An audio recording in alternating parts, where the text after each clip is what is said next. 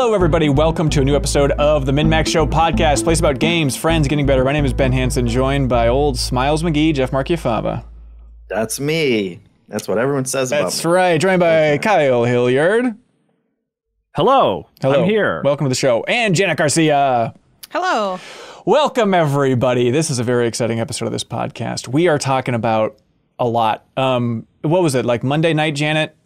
You sent that leak, the link of the Xbox leak stuff. And you're like, oh, this is the podcast now, right? And I was like, yeah, I guess if people want to talk about it. But to be honest, I hadn't really dove in yet. And then diving in, it was like, oh, okay, this is absolutely the podcast. So we'll be talking about the big Xbox leak from the FTC, which basically outlines their plans up until 2028, which is bananas thing to happen. I know last week's episode of the podcast, we kept talking about like, it's a shame. I know we recorded this early, so we don't get to talk about the Nintendo Direct and State of Play. We will do a little bit of a recap for those things that stood out from those two big showcases last week, which is old news to you. But we're really going to dive into one thing that was shown during the State of Play showcase, which was definitely the highlight for me, which was, of course, Final Fantasy VII Rebirth, that new trailer. And the reason this episode is going live a little bit later for people who are Patreon supporters, normally if you support us on Patreon, you get an ad-free version of this podcast a day early, you know? But the reason it's a little bit later than normal is because I went out to LA and got to play Final Fantasy VII Rebirth last week, and the embargo has lifted. So we're going to dive into all those details, and Jeff's going to smile and nod like the best of them. We're all going to be so happy for you, Ben. I'm counting on it. That's what it's going to be. I love it. You all played the game. You all finished that last game. Yes, but your fandom eclipses all of ours. You love it, and I'm so excited. How many times for did you cry when you were playing it? None. Right in front of a PR person. None. I asked for 3 boxes of Kleenexes just in case, but yeah, it was a dry run. Didn't specify why you needed them. I was thinking the same joke. Actually. Come on, ladies and gentlemen. Hey, look at this. We're also squeezing in a conversation about Lies of P, a true video game title for the ages. We're going to be talking about Cyberpunk Phantom Liberty. Kyle has played a lot of it, and he's talked to the devs, all that fun stuff. Also, we're going to be talking about Mortal Kombat 1, specifically the story mode without spoilers. We're going to be talking about Like a Dragon Infinite Wealth, and then back half of the show, community questions. If that's not a podcast, frankly, I don't know what is. Which brings me, that's right, brings me to my first point of order on this very podcast is if you're watching this on YouTube, thank you for being here. You can help support the show directly. We always plug Patreon, which is great in its own way, you know. But if you want to help to support the show in a different kind of way, you can always subscribe to the MinMax Show on your favorite podcast app. And there's a special treat for people who are subscribing on their favorite podcast app. It's a totally free feed to just subscribe to the MinMax Show, is if you leave a review. Let's see, Thursday, Friday, Saturday, Sunday. If you leave a review on any of those days on Apple Podcasts and include in your review some way to contact you, we're talking Twitter handle, Discord handle, whatever you like, probably one of those two. Leave a way to contact you, leave a review. Please don't. I guess if you really want to. Home address. Yeah, please don't. But the point is, if you leave a review, we will randomize it, and we're giving away 2 codes for Star Wars Jedi Survivor on any system. Any system whatsoever. So if you want to be in the running, and your odds are going to be pretty good, because I don't know how many people are going to do this, to get a code for Jedi Survivor. That's the Star Wars game, folks, from this year. You can leave a review for this podcast and subscribe to the MinMax Show podcast on your favorite podcast app if you're watching this on YouTube, and that's your ticket for a free code for Star Wars Jedi Survivor. So a little tip of the cap to thee, as they say in Star Wars. Well, hey, Jeff, can we talk about games yet? Sure. All right. Here we go, everybody. The big Xbox leak. Kyle, walk me through your experience of the saga unfolding online. Oh, yeah. So it was Tuesday morning, and it really was just like, oh my God, Tuesday is just an explosion of like what is happening. It's I have the document.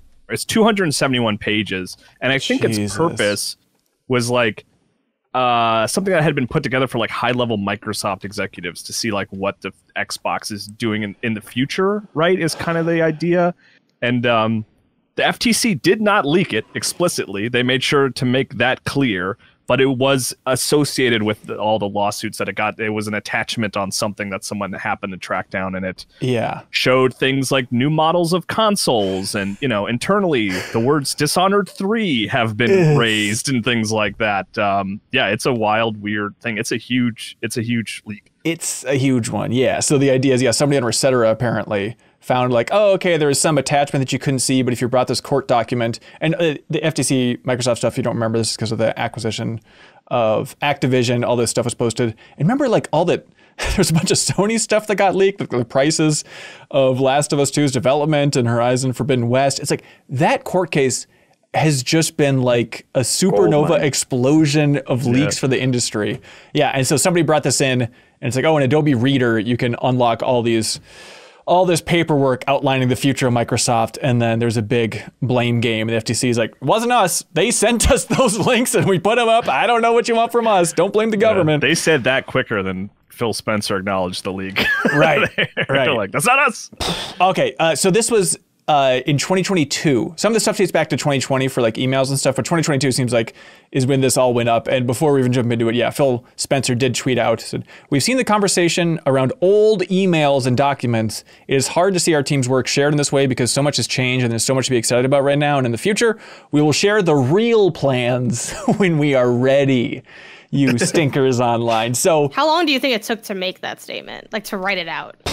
oh, that's a good 10-hour tweet. That's your whole night and whole morning. But I And do think, yeah, he's in Japan as well right now, I believe. oh, for TGS. Right? Yeah, I think so. Yeah, of course. Yeah, so that is, I think it's a, you say it all the time about Phil Spencer, great PR guy. I do think that's the best spin you could put on this is like, look, that's old. We'll reveal the truth later. Are we lying? Find out, you know? Janet, the biggest is probably the mid-console cycle refresh, Project Brooklyn. I think so, yeah. Yeah, do you want to run that down? Do you have some details there? The first thing that comes to mind off the top of my head is the shape. Like it's the cylindrically shape. Also, like all your discs are gonna be useless soon. So, like, which it's interesting because a lot of these are things I think we sort of, expect to a degree. Like there's a lot of mid-gen refreshes at this point. Like it's not shocking to think that there would be one, but it is rare to again, we don't know for sure how it's going to shake out, but how to potentially have it so far down the line, especially when, there are a lot of people who like don't have this generation console yet, who maybe now, if they are seeing this, are definitely like, well, I'm just gonna wait then to hop in on that. But yeah, it's shaped like a cylinder. It doesn't have a disk drive. Is the cylinder better than the block is the question. And it has more storage, and it's like a little bit, faster and nicer. Like it's what you'd expect from like a mid-gen kind of thing. But how do we feel about the design versus what they have? Is this an improvement? I kind of like it. It looks a little bit like an Alexa or something, like just having the weird cylinder look to it. But I Their like consoles always look like something else. Is the only thing I don't really like about them. I mean, I don't dislike it. I think it's neat. I think it's fun that it's so different. But I mean, practically, I still prefer the box. I mean, just the fact that I can lay it on its side and stuff is nice. It's an Xbox that isn't a box. Is this the first non-box Xbox? Oh my God, non-box Xbox? Yeah, this is the first non-box Xbox. Well, the 360 was kind of... It had its smoothness, I suppose. Yeah. It had some curvy rounded box. edges on it, yeah. There's certainly the round. What is a box, really? Yeah. It's so wild that a while ago, Phil Spencer was talking about like, hey, I think it was an IGN interview where he's like, we're not going to do one of those mid-console refresh things in the generation. Like, we're not that interested in. It's not the equivalent of like a, Xbox One X or the PS4 Pro. Like, it's not that much more powerful inside or anything. It's just going to be, hey, the same price, going to be $500. And yeah, we're upgrading. It's going to be 2 terabytes, I guess. But then, yeah, the big thing is whole redesign for the look of it, and then no more disk drive, which is wild because also the PS5 Pro that's been leaked as well, that also does not have a disk drive. So without making eye contact with anybody on this podcast, like GameStop has to be, I would say crapping their pants, but I don't know what's going on over there anymore. So at least they've talked about it, I'd imagine, as this is a bold era for all of the first party companies at this point. I wonder too what will happen to like smaller companies like Limited Run, I Am 8-Bit. Obviously they do things that aren't just video games, like both of those companies do, but I wonder what those conversations are like as well. Yeah. Which again, that was already kind of a niche thing, but it's interesting in this very much being the beginning of the end. Like we'll be lucky if next generation has any disk drive option at all, even attachable. I think you're right. And then the one after that, I feel like definitely not. Yeah. I saw some stat. I don't remember who was sharing it. It was over at IGN. They were talking about that 75% of Xbox owners are Series S owners. No. Which, yeah, I mean, I had the same reaction. I was like, that percentage seems wildly disproportionate. And I think there's just disc-based like media is just going to continue. It's like going to continue to be a niche thing. I think it's already more niche than we even sort of give it credit for. Yeah. Let me find that while you're talking. I'll find out who said that because I did think it was interesting. It is, sign of the times, I guess, and it does strike me as being sad. It's not like they're going to take the other ones off the market, yada yada yada, But at the same time, then I look around at my shelves and it's like, well, I have one PS5 game and it's Resident Evil 4, and like that is really it for like physical versions or physical games in this generation. But let's see, other stuff with this thing is the controller. Also leaked. It's a probably bigger redesign than some people were expecting, where now it has gyro controls. Curious to see how that's going to be incorporated into which games. And then also...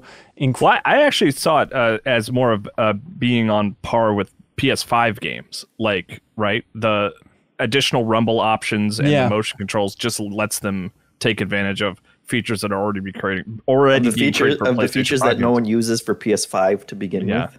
Yeah, but they also said something about like the haptics in the bottom of the controller can double as speakers. That's what I was confused about as well. That was in the fine print there. I guess they do make noise. By the way, it was there's an IGN story. Rebecca Valentine, friend of the show, shared that IGN story. 75% of Xbox owners are Series S owners. Whoa, that's wild. From that leaked document. Huh. I've only seen a couple of write-ups of the leak, but has anyone like quantified if or how much more powerful these consoles are going to be? Because my initial impression of it when I first read a couple articles was it seems to just mostly be bigger hard drive, better Bluetooth or whatever, and that they're not really touching. It's not going to be like Xbox One X was to Xbox One. Correct. Seems to be that way. Yeah. This is more like if you didn't already have the console, you'd get this one. I'm sure a few people would swap, but honestly, there's not really a reason to. Like, if you've had the console, you probably already have, added storage or used the storage. You know what I mean? Like, there's not a reason to really trade in versus the Series or the better with the 1X, right? Like Series X. And a step up or the Series X. I don't know, all of them, right? Like, whatever. It's confusing. It's a mess. Which is nice. I did also see, I wanted to shout out that, like the new controller, like adding gyro controls and whatever seems like, who cares and what is the point at this stage? But I am happy that they finally said that it will come with rechargeable batteries in it that you can also, I guess, swap out, which is the first time that they've finally moved away from AA batteries, which I complain about all the time because it's such a massive waste that I'm happy that at least they're finally doing that. Yeah. And then another weird thing about the controller is it has like pants. What's that? It has pants. It does have pants. Yeah, the little haptics part on the bottom. It looks like it's like a split tone thing. I think it's kind of cool looking. I want to touch it for sure. There's no doubt. Absolutely. All right, I'm glad you're on the same page. But then the weird thing is it also like streams directly to the cloud, kind of like the Stadia controller did. So in theory, it's for lesser latency for the cloud streaming stuff if you're playing a Game Pass, whatnot, which leads to also where they're going in the future, saying that they're releasing their, and this is where it's a little bit hazy, and maybe you all can shed some more light on this, but they did in 2028, they're releasing a hybrid gaming platform, and the overall pitch of like, oh, it's not like a new generation for Xbox, it's an ecosystem is the way they're putting it, and it's more of a thin operating system that will work across every device. So basically the next generation of Xbox in this leak is confirmed to be, there will be a box, I'm sure, but also it's more just the idea of now this is even easier to play on your phone, on your tablet, blah, blah, blah, blah. The stuff that you can basically do now anyway, but just leaning more into that, less of a focus on the main box, more of a focus on cloud gaming, yada, yada, yada. Sure. Is that exciting for anybody? No, it's not. No, I don't like it.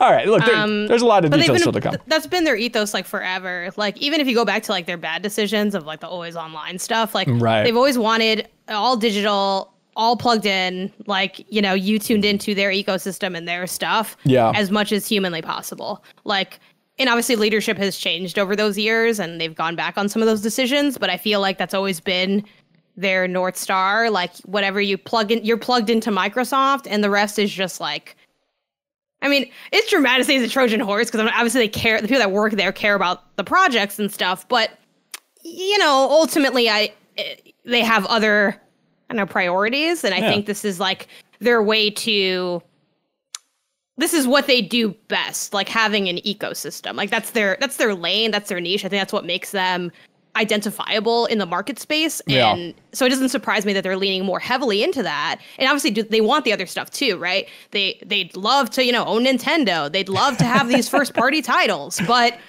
hasn't really, you know, they're working on it, right? Like, I don't think that's really their bread and butter or what they do super well at the moment. Like the biggest strength they have is the Game Pass ecosystem stuff. So obviously they think that's the future as well. At least they did at one point when they made this slide. Right. And you mentioned the buying Nintendo thing. That's maybe the most tantalizing thing about all this is I guess there were emails back and forth where it seemed like somebody just within Microsoft was like, hey, why don't we buy Nintendo? And then Phil Spencer sent an email that now is in the public thanks to this leak, which is just weird.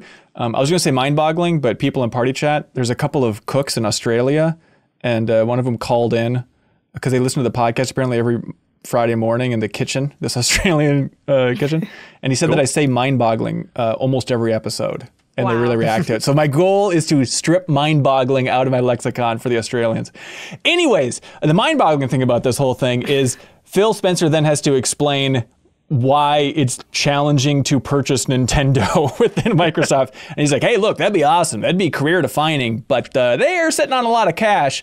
But I think it'd be good for both of us, and we could finally get them away from their custom hardware and get their games everywhere and stuff. So it's so strange to see that much insight into a company of like, let's just see internally how Phil Spencer addresses the idea of Microsoft owning Nintendo and how a corporation can look at something that would be so gut-wrenching to the outside world. Ben, you have a really great memory for this kind of thing, but I was surprised that was like a headline because I thought Microsoft had frequently, like for years, have always been like, yeah, we would buy Nintendo of a heartbeat if it was. I've seen that headline before too. Like this is like the same story again. Yeah, they've talked about that like a million years ago. I don't know if anyone wants to. Like from in like 2000. Yeah, just like the idea of it, like because the headline was like Microsoft wants to buy Nintendo, and my reaction was kind of like, yeah, I know. I guess they were kind of laughed out of the room when they were starting up. They wanted to buy Nintendo, and apparently, I guess back then they actually like not tried, but this was just like they were talking like at the water cooler, right? You know, it was not versus the other one, but still, I mean, I understand the internal email nature of it. Of like, it is really fascinating to see them talk about it in a real way, but it just struck me as odd. It's like I thought this was like a known thing, but that they would love to do it. Yeah, I mean, we shouldn't be surprised. There's definitely some people online who are like, oh, it's so gross to see Phil Spencer and Matt Booty, their internal emails where all they want to do is spend Microsoft's money and win the console generation. They only want one thing, and it's disgusting. Right? Yeah. It's like, well, what do you think? The thing they were explicitly hired to do. Yeah. So we shouldn't be too surprised, but there is wild stuff in that email about also he's like, Phil Spencer's like, yeah, you know, we're constantly watching Nintendo, constantly watching Valve. Like, it'd be cool to buy them, but, you know, probably not likely. But then they also talk about, and this is an older email, they talk about buying ZeniMax before that happened, you know, Bethesda. And they're like, yeah, we're also eyeing up Warner Brothers Interactive, but we wouldn't get any of the IP, so I don't know if it's worth that investment. But, like, it's crazy to know that was that close to happening that apparently was just discussed in that internal email. There's also game leaks. If you don't want to know about these game leaks, you can jump ahead a little bit, I guess. I understand there are people who are like, it's kind of a bummer to learn about that ahead of time. I understand where you're coming from. But also, I mean, grain of salt with all this stuff. I mean, Spencer's not wrong. This stuff's old. Like, who knows if any of this actually will come to fruition or not. But I understand your sort of disclaimer there. And I'm sure people don't want to know. Yeah. Number one, there was an email where they said, or I think there's a document there where they said that Elder Scrolls 6 may be released only on Xbox and PC, which it seems like for the public, everything they've been communicating has been, oh no, if it's an established franchise, we want to keep it on as many systems as possible. So this is a little bit of a change as far as I could tell from what they've been messaging. So get ready for that for Elder Scrolls 6. But then also Wild Bethesda stuff where there's an Oblivion remaster coming, which was leaked outside of this separately, which is cool. Super smart idea. Fallout 3 remaster, also, it's like, yep, that's going to make $1 gazillion. That'll be awesome. Where it gets shocking, a Ghostwire Tokyo sequel. Did not see that coming from Tango. Yeah, and it's weird because that was maybe it was a placeholder. Maybe, who knows? But like, yeah, so that was the PlayStation exclusive that eventually came to Xbox. But the idea that Xbox owns Tango and now they can lock down the sequel, sure. And then exciting, Dishonored 3 is apparently in development in some phase, presumably from Arcane Lyon, the studio in France. But it was interesting to see like Harvey Smith, who's at Arcane Austin, and he was, the lead for the first Dishonored. He tweeted out when this leak happened, he tweeted out a bunch of old sketches of the first Dishonored. It's like, I wonder if he's trying to send a signal that maybe he's involved or heading up Dishonored 3, or if it's going to be strictly the Deathloop team that makes Dishonored 3 at this point. But I feel like after Redfall, a lot of us were saying like, just get a win, Arcane. Go back and make a cool Dishonored game. And it's nice to know that apparently Microsoft had the same sentiment internally and that thing's on the runway somewhere. Jeffem? What's most exciting to you about that entire batch? I'd say Oblivion probably. Yeah. Which is kind of sad. I should say Dishonored 3, but honestly, like I'll go back and play Fallout 3 and Oblivion again. Yeah. Yeah. I think Oblivion is still my most played Bethesda game, even having enjoyed Starfield so far. Really? Yeah. Did you see there was also a mention in these documents? And again, this is so weird that Sony stuff gets wrapped up in here, but the FTC, when they're dealing with all these companies, that there was a mention of Horizon Online, which had also been leaked separately, that they're making an online multiplayer version of Horizon in some way. But it's so weird to see like, oh, it's actually referred to in this document as Horizon Online, apparently. Horizon Online. Horizon Online. Also, They blew it. There's an email from Sarah Bond in there from Microsoft where they're talking about how much it costs to get games on Game Pass, which is like, this is the cool insider juice here. But apparently Assassin's Creed Mirage, ballparking, they say would cost about $100 million to get on Game Pass. They'd have to give Ubisoft $100 million for that. $300 million for Star Wars Jedi Survivor. They could have just left a review for the MinMax show on iTunes. It doesn't seem that hard. But yeah, $300 million for Jedi Survivor, which he said was, quote, the crown jewel, but would not be a good return on investment. And this is the part that's just a kick in the gut, is they're spitballing the price for different things. And they're like, yeah, we could get, I don't know, Baldur's Gate 3 on Game Pass for $5 million, but it's, quote, a second run Stadia RPG. So apparently did that happen? That paper trail's rough. Yeah. I don't even blame them. Like that's especially like 2 or 3 years ago. I don't think that is an insane sentiment. But in 2023, that is an absurd sentiment. $5 million, you could have had it in theory, But who knows? But I forgot there was that Stadia involvement early on with Baldur's Gate 3. But it's so bizarre that's the way they're seeing it. So like that weirdo thing. It's like, okay, now we're gonna all act like we didn't have that same thought before. Like, let's be honest. No, guys. check the tape. Check the tape, Janet. I was always saying it was Game of the Year. I was always saying it. I back Sarah 100%. People were clocking Not this quote from a mile that away. weird thing that Sarah will play and no one else. Yeah. I think you said something like that. Ugh, I still had I think about this all the time, where I was interviewing Sven from Larian Studios back at Game Informer as like an E3 podcast and as like developer roundtable. And we were talking about Baldur's Gate 3 for a while. And then I called it, as I was talking about it with him, to his frickin' face, I called it Dungeon Siege 3. And he's like, you mean Baldur's Gate? I was like, wait, what did I say? He's like, you said Dungeon Siege 3. But it's like, it was a nice sign. Like, those two game concepts are like so linked to my mind. Like, one or the other. It's all the same to me. Very offensive. I apologize 1,000 times. But there's another interesting little tidbit in this leak where they're talking about getting Lego Star Wars Skywalker Saga on Game Pass. And then they had like a whole list of like pros and cons and stuff. And they mentioned in that quote, negative, they're talking about like, oh, can we get this on Game Pass? Can we get the DLC on there as an exclusive? The team would have to rush, yada, yada, yada. But they mentioned, quote, negative crunch culture press will make them not want to push teams unreasonably. And that's like, it's so fascinating to see that little glimpse of like, okay, all those people out there saying enough with these stories about studio crunch. What does it matter? And it's like, oh, it's nice that there's actual tangible impact here of people being like, hey, TT Games, they're working really, really hard. And a lot of people complaining about crunch within that studio. And so it's like, yep, you write stories about that. And then that results in the team not being pressed further because of this. So it's a small little cool victory for the press there, I think. Ton of stuff. It is truly, I'd say it boggles the mind, this leak overall. You think it's bigger than the GTA 6 leak, Kyle? Yes, I do, because it encompasses more, it touches more things. Yeah. Because like I still think like Half-Life 2 and GTA 6 are like the biggest singular game like leaks, but this just touches so many different things that it feels bigger. In a way. Yeah. Speaking of bigger, last Thursday was a huge day for game news. I was on the road, so it was a weird time to have all this stuff drop, but we did reaction streams. You can check it out on MinnMax's YouTube channel if you want to see the full recap of all these things and all of our thoughts on this. Let's see, what's popping the most? Nintendo Direct. Hit me, somebody. What'd you love? Princess Peach Showtime. Yeah, Princess Peach Showtime. We saw the tease of it before, basically just like, hey, Princess Peach standing on a stage, ambiguous Peach game coming in 2024, and now this is the first real blowout of a new Princess Peach game. What stood out to you about it, Kyle? I just was like happy to see what the core idea was, and it looks like it's a little bit platformy, a little mini gamey actually. It looks fun. It looks it looks like it's geared towards younger players, I think, which I'm okay with. Yeah, Peach on stage and she's getting different costumes. And it's like, okay, you're a detective. Now you're doing detective sections. Now you're a karate lady Peach and you're kicking butt. Kung Fu Peach. Kung Fu Peach, please. I've just finished Mortal Kombat's campaign. I should know these differences. And now she's making a cake, all that fun stuff. Do you think your daughter's going to be into this, Kyle? Or is she too old for this? Do you think this is ideally like a little bit younger for her?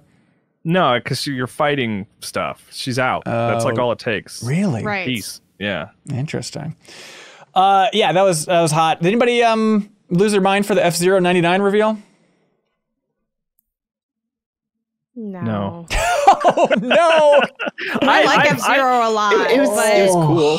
I like F-Zero X a lot on N64, and I would love like a GT, like bring GT to Switch. Yeah. You know, that would be the exciting announcement for me, but I don't even like playing multiplayer F-Zero. I just want to play single player F-Zero. So sure, that's an angle.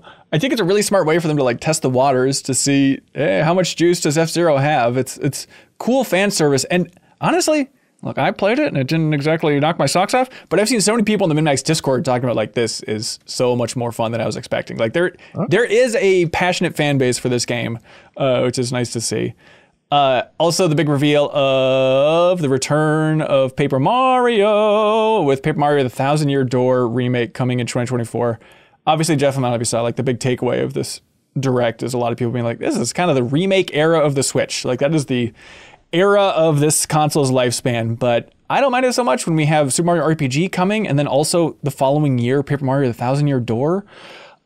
Looks so good. I know people online are breaking it down that it's like 30 frames per second, which is a bummer compared to 60 in the original, which is strange. Hopefully by the time we're released in 2024, that'll be up to 60, because, you know, it looks good, but the original looks so good. You're saying no, Janet?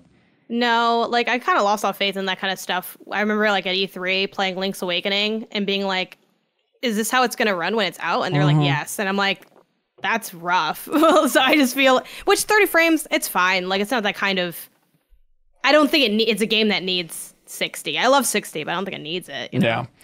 Yeah. Yeah, I'm very excited about this. I really, really love that game. It's always a toss-up in my mind between the original and Thousand Year Door.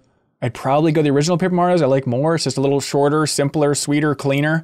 But Paper Mario Thousand Year Door is ambitious and big and awesome. And I did have a weird reflex watching this trailer now in the light of the internet in 2023 and seeing like Madame Flurry go on the screen for a second and be like, oh no, the internet has gotten so much hornier. People are going to be so weird with these Paper Mario characters now. This is a whole new era it's in.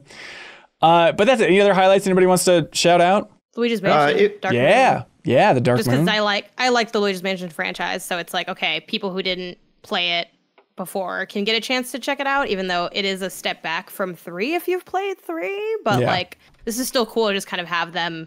I mean, I kind of just wish they were like I know it's just a pair at this point because it's like 1 and 2, but like I kind of wish there was just more ways to play like that older stuff more easily and comfortably. Like I know they've kind of done it before.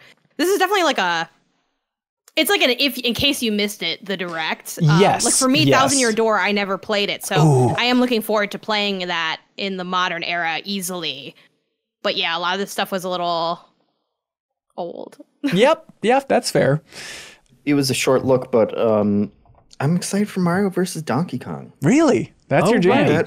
That kind of puzzly, you know, a little bit of, they kind of framed it as like there's going to be a little bit of logic that you have to figure out for these little puzzle things, and it's like, okay, you got me. Did you play those old games? Yeah. Okay, nice. And it seems like it's a fun way to kind of do Donkey Kong beyond like the initial premise of what Donkey Kong was. Then the big state of play. Maybe less exciting except for the final trailer in there, but there's a lot of good stuff in here. Janet, I assume we're on the same page with this, maybe because we watched the stream together, but like, I don't think there's any doubt that Spider-Man 2 is going to be an awesome game from Insomniac. I feel like if you had to make your safest picks, safest bets for just games that'll be rock solid this year, that seems up there, right? But what did you learn from that latest gameplay demo in the state of play?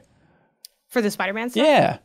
I would say like my big takeaway, which I mentioned in the reaction, so if you watched it, sorry that it's just me repeating the same thing, but it's just the way they're trying to spice up the like iconification, the Ubisoftification of the open world game, right? You open the map and there's a lot of icons. It just feel like they're trying to find ways to create more of those kind of, and again, a lot of games have done this, so I don't want to say everything was Breath of the Wild, but more of those Breath of the Wild moments of you're standing in a spot and you're looking out into the horizon and you're kind of picking something to go at rather than, you know, selecting an icon and sort of swinging your way towards there. Like, it seems like they want you a little bit more immersed in the world. I feel like even with 2, when you start to look at like the preview covers that arose, like I know Paris and Danny over at Gamertag Radio, they had that interview about you can be one Spider-Man and you see like the other Spider-Man fighting crime like in the city. That's so stuff like cool. that is like surfacing a lot too. So I feel like all of that speaks to their what I perceive as an attempt to create a more immersive, integrative, graded open world that isn't just about like, hey, what's my next item on the checklist to do? Yeah.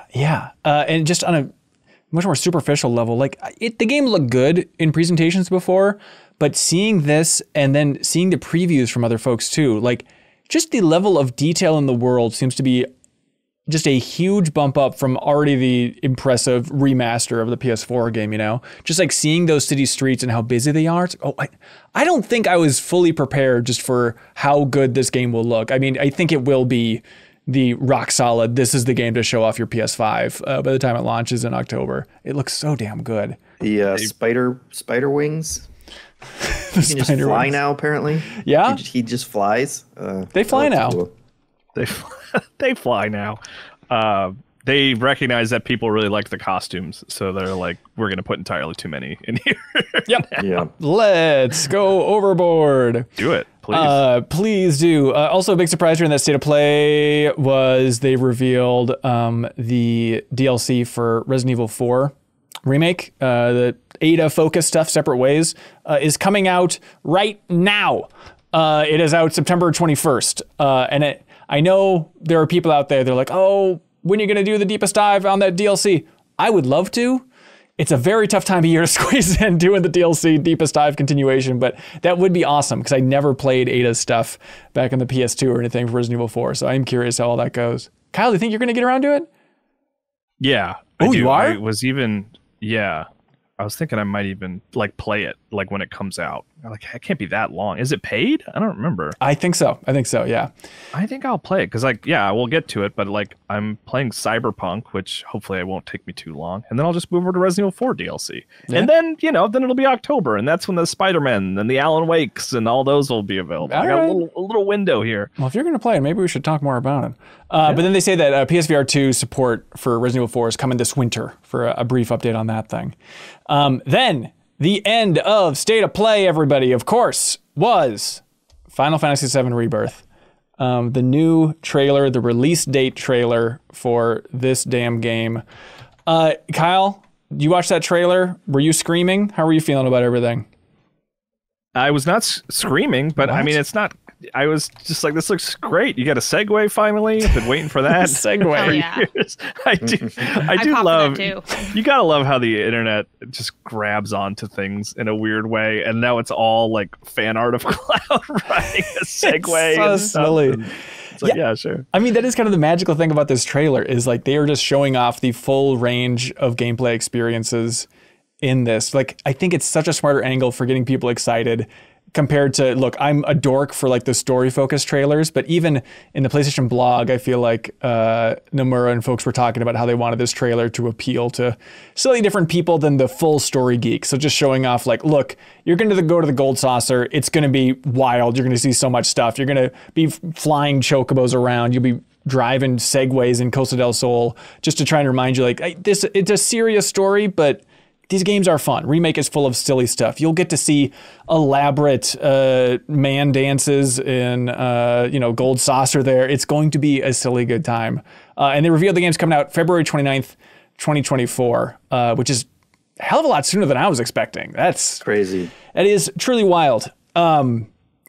Okay, so my experience with this trailer was a little bit weird because we streamed our reaction to it and then did like a trailer breakdown on MinnMax's YouTube channel. Janet and I did, if you want to see all that fun stuff.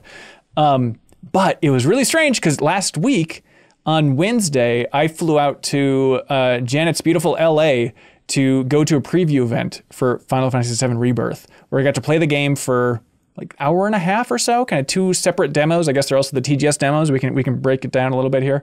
But the wild thing is, we came in to play the game. We all had stations set up and all this stuff, but like it's the classic thing of a game you're looking forward to this much, and it's just an avalanche of like, wait, what? Like happening at the same, like you walk in and they have the big printout of the key art for Rebirth on the side of the wall. And it's the key art with Sephiroth in the middle and then Zack and Cloud, like equal billing in that key art, which, there's a lot with 7 that we can go into on Party Chat or bonus podcast. But like just seeing that was like, Zack is in the key art? Like that is very telling based on where they left off for the remake at the very end there and whatnot. So we're going some places, folks. But then they had up on the TV just like this slideshow. And this was before, I was playing it on Thursday, but it was before the State of Play. But they had a slideshow just of stills from the trailer that none of us had seen yet. And so I was just losing my mind, like playing this game, but then keeping my eye on the slideshow because just rotating through, like, here's Cait Sith. Just you get to see Cait Sith. Here's Rufus. Here's Vincent popping out of a coffin. Here's the Segway ride. Here's like the Gold Saucer weird polygonal boxing fighting shot. Like all of just these amazing, really captivating stills in there to grab our attention. So it was, I don't think it was deceptive, Janet, but the weird thing is when we watched that trailer, I knew those things were going to be in there. Like there were still surprises that I didn't see coming. Like the fact that, oh God. Hey, Jeffem, at any point you need to raise your hand and say, this is too much. We're going overboard with this. Sure. Slow it down, Chief. But just in the trailer, the fact that they're talking about weapons and not the weapons you equip, but weapons which are a big part of like the back half of Final Fantasy VII, basically giant monsters, like that those are in this trailer is something that is so confusing. And that is a fascinating thing about this trailer. And the thing that make me pop the hardest is just there's stuff where it's like, you have a rough sense of where this game's going to end and what they can include up until that road, right?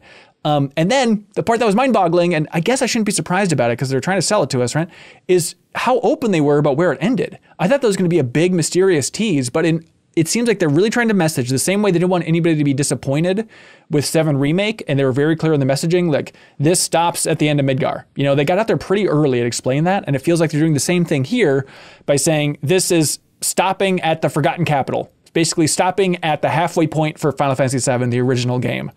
But there's a lot up until that point.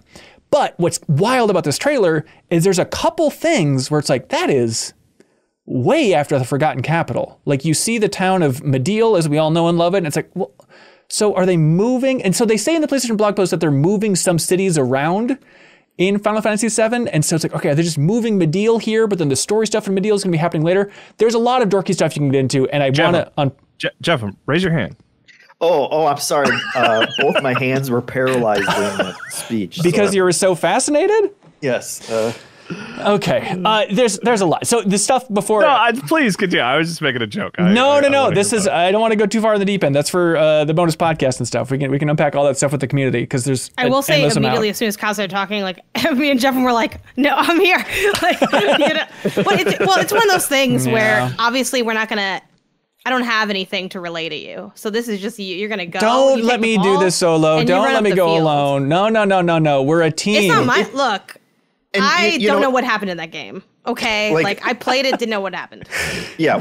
And that's what I was going to say. When I watched when I watched the presentation, I just watched your guys's because I was a couple days late. So I watched your guys's, and it was, you know, like 15 minutes of Hanson absolutely freaking out, being like, "Oh my God, what? Oh my God!" And Janet basically being me in that situation of smiling politely and being like, "Yeah, okay." And like, I played that whole thing. I'm here for the people. Like it's impressive the amount that you can glean from, you know, all these short snippets, because obviously you love the series and whatnot. But it always amuses me, your reaction to it of like, oh my God, they're showing that? They can't possibly. And like for the rest of us, it just like washes over, you know, it means nothing. And so it's not the big spoilers for us as it is for hardcore fans. It's just been years of trying to figure out like the structure. That's the fun part, I think, of the remake series. Like, how are they going to do this? What's changing? What's staying the same? It's just really fun on a development process level just to figure out like, how are they rearranging this world? And so seeing,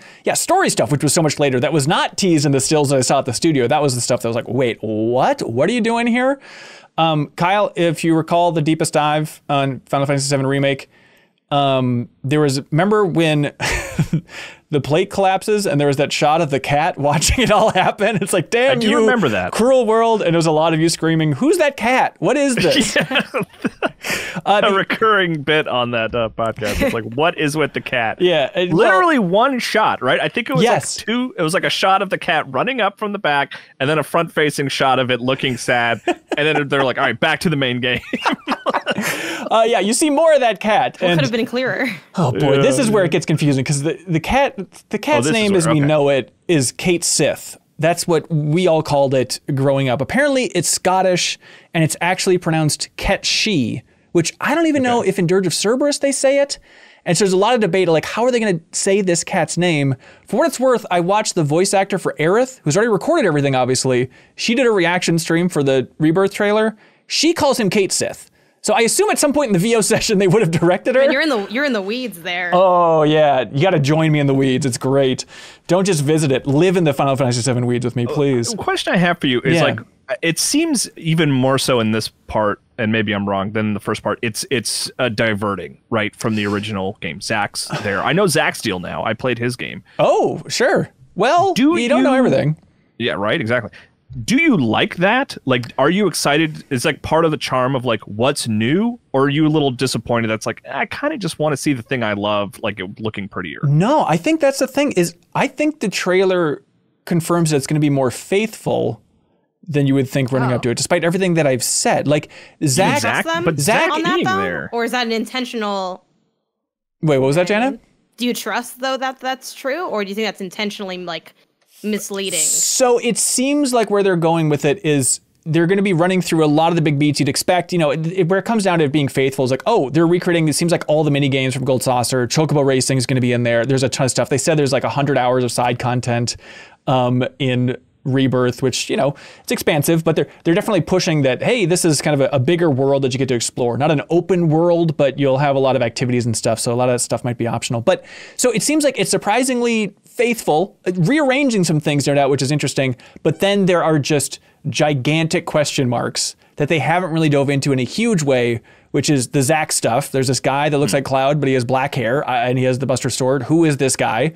And certainly if you finished Remake, there's some teases of what's happening with that. Even the first trailer for Rebirth is kind of confirming some of those teases even further. So that's a huge question mark. And then in the trailer, when Sephiroth is like, ooh, the reunions where worlds collide. That's another like, oh, okay, this is another huge question mark, is what they're doing with a quote unquote reunion that's happening in Final Fantasy VII, right? So it's not like it's game on completely different. I think the thrill is seeing all your old friends looking great and being faithful, but then you're waiting for, pardon the pun, but a meteor to strike, which is what kind of Nomura, Zack, multiple timeline stuff is happening here. That's still the big, huge question mark. But the fact that Zack's on the key art, like that is huge. That is telling, right? But, which leads me to the point that I played this game for an hour and a half, which we haven't really talked about yet. So we should have probably put you earlier. What's the game like? Is it good? Yes, it is good. It is going to be pretty similar to Remake. Don't expect like night and day difference in terms of, you know, it looks better, but it's not going to blow you away, I don't think. For like, this is truly pushing the PS5 to its limits. Like it looks like a great version of Remake, which is already a really great looking game, you know? But so we got 2 demos. One was a little more story focused. One was focused on kind of the expansive world, as they put it. And so the story focused stuff was what they've shown in previous trailers. So I believe it's fine to talk about, but basically it's a flashback sequence. It's called Clouds Past in the original game. And so remember in the earlier trailers, Kyle, where you see Tifa, but she's wearing like that cowboy hat? And you're like, why is Tifa a normal cowboy? outfit? Yeah, super cool, normal stuff. Up there with her lifeguard skin. So that all takes place in Clouds Past. So that's what you're playing through. Presumably, they wouldn't tell us, but presumably near the beginning, if not like the cold open of this game, is going to be flashing back to 5 years ago, this very pivotal moment in Cloud's life and Sephiroth's life. And Tifa's life, and a lot of other people's lives. And so we played in Clouds Past, and it's just kind of a little stretch of basically you're climbing Mount Nibel and getting to the top of that, and you get up to this big boss fight. But the cool thing is that you're controlling... okay. Oh, yeah? That's after Crisis Core? Yeah. Okay. Yep, for sure. Okay. And so... Got it.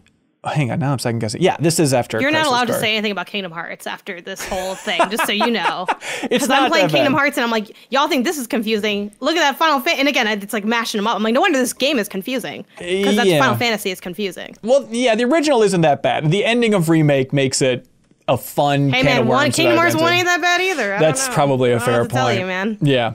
And so, anyways, Clouds Past, the fun thing is you get to play as Sephiroth, which is a real thrill, right? And so the cool thing is like he has this retaliation stance he can go in where he's all about just parrying. And so it's really fun just to have an action-focused gameplay game for Sephiroth, because in the original game, he wasn't playable. He would just kind of, he was technically in combat with you, and you got to see how awesome he was, but he would just kind of do his wacky moves, yada, yada, yada. He has a move in this game called Hell's Gate, and the ability is described as, quote, descend from the sky to impale an enemy.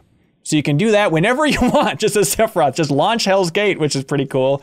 No, but it's funny with Sephiroth, like there's a big boss fight, and they tease like One Winged Angel, like his, the theme playing through even in that boss fight as you're playing as Sephiroth, which is really satisfying. And it's just like jumping back into the game. I liked Final Fantasy 16. I'm a defender of that game, but at the same time, jumping back into this, it's like this combat is just so much more fun than 16's. For me, I'd rather have this combat any day of the week. And they made it so you have even more options to do with like synergies, which they had in Final Fantasy VII Intergrade with the Yuffie DLC, which is quite good. But they changed it up a little bit where now there's like 2 different types of synergies. One of them you're like blocking, and then you can choose to do synergy moves that don't take up your ATB meter, or you can then build stuff up and then use synergies. And the point is that's just like fusion attacks with other people, where you do like, in the trailers, that cute shot of like Cloud and Sephiroth like back to back, ready to slice and dice like that. Those are those types of abilities, which is a really fun way to take advantage of everybody and interact with your party members in a bigger way. So that section is great. Yeah, the music is unbelievable from everything that I played, as you could probably imagine. There's just weird stuff, like there's this one section where you're like using a Zamboni on Mount Nibel to like clean up Mako gas. Just weird little gimmicky stuff, but it's the good remake stuff in there. And then the biggest thing, again, while being cryptic, is like, I didn't even think about how they're going to address this, but playing through Cloud's past sequence, I'll be cagey, but like Cloud's acting and his animation in this sequence is something where it's like, of course, and I didn't even think of it, but if you know the original Final Fantasy VII, it'll stand out for you too, of just like Cloud is just so energetic in the sequence that it really stands out in an interesting way. But then the more interesting part probably for everybody else is then you get to play in this open world-ish, open region area, right? And so technically this is after you're leaving the Mithril Mines, and we had like an hour or so to mess around in this area. And so leaving the Mithril Mines on your way to Junon, a town that I've always called Junon my entire life, but apparently it's Junon, so let that be known to everybody. And they're going for like mini open world type stuff. They've added crafting, so you can craft items, crafting high potions, different things that you can pick up and turn into items along your way. You're picking up a lot of resources along the way as well. And so that's an angle. It seems fine. Like, it's weird to be like embracing kind of open world design tropes without making an open world game.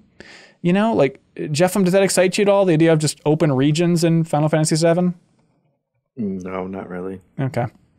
Well, they're there now. I think it's fine. But get hyped. It opens up new opportunities. Like they're big on different types of chocobos. You know, like a section in this game. It's like, okay, they have the chocobo farm in the original game. It's like, oh, this is a fun thing. Now, at least in this section, there were like multiple chocobo barns, farms that you can go to. We didn't see the iconic one from the original, but it's just more like little stations that you can go to where you can customize your chocobo and all this stuff. And there's also chocobo chicks running around, like little baby chocobos that have like leaves on their butts. And you can follow them around and they'll set up like a chocobo station wherever you follow them to and stuff. There's fast travel, Jeffem, going around the world, so you can jump back wherever you want to, which is interesting. You love Starfield so much. You have much. I was literally thinking of the same. Oh no! I was thinking of the same joke, Kyle. Literally. I feel like people will accept it more because you said it. But yes, thank you. Oh my god. Let's see. This section. Where should we go? Red 13 is playable. Remember in the first game or in Remake, he was there in your party, but you couldn't control him. Now the red dog thing. You remember him, Jeffem? The dog cat with the fire tail. I do. Charmander dog. I hear from Marcus Stewart over Game Informer that he can also ride a chocobo. Oh my God. 13. It's excellent. Yes. If you want to see a cat dog with a tail on fire, I'm trying to read Janet's face here. I can't tell if it's like disgusted or like charming. I don't like that it talks. Like it creeps the voice actor, like the tone, like it creeps me out. He's like wise, Janet. His voice doesn't match like his face, and I know he's like just still an animal. So, but it's like it's weirdly deep. It's like way too deep. It's like the deepest voice in the entire game. How would you want a cat dog with a tail on fire? I don't know, but when I hear it talk, I'm like, this is some. I don't like that. I didn't like him. I don't like the level Maybe of he'll grow disrespect. on me in this game because I'll have more time. I think you. But I was like, who is this? And what's up with him? Final Fantasy games with characters with entirely too deep voices. It's like a thing now after 16. Well, that's everybody in 16, I think. Yeah, right. Yeah, even Mid is like, hello, nice to meet you. That's Game of Thrones, though, right? Like, well, I watched Game of Thrones. Anyways, Red 13 rides a chocobo. It's very silly. He's fun. He moves so much faster in combat than you'd think. He's like Crash Bandicoot, just like just spinning all over the place. And he's big on like if you're guarding, he builds up a vengeance meter, which you can pop, and then he moves even faster and has more attack power is kind of his hook.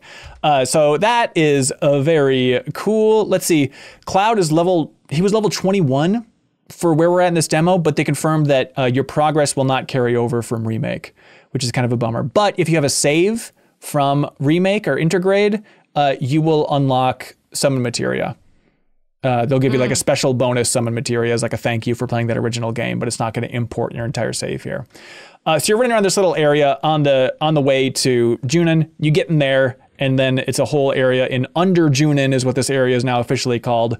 Where if you played the original, that's where Priscilla, our dear friend, lives, and maybe her aquatic friend as well. And I don't want to spoil everything that happens in there, but it's a really fun, clever idea of like, oh, you're incorporating this in this moment, okay.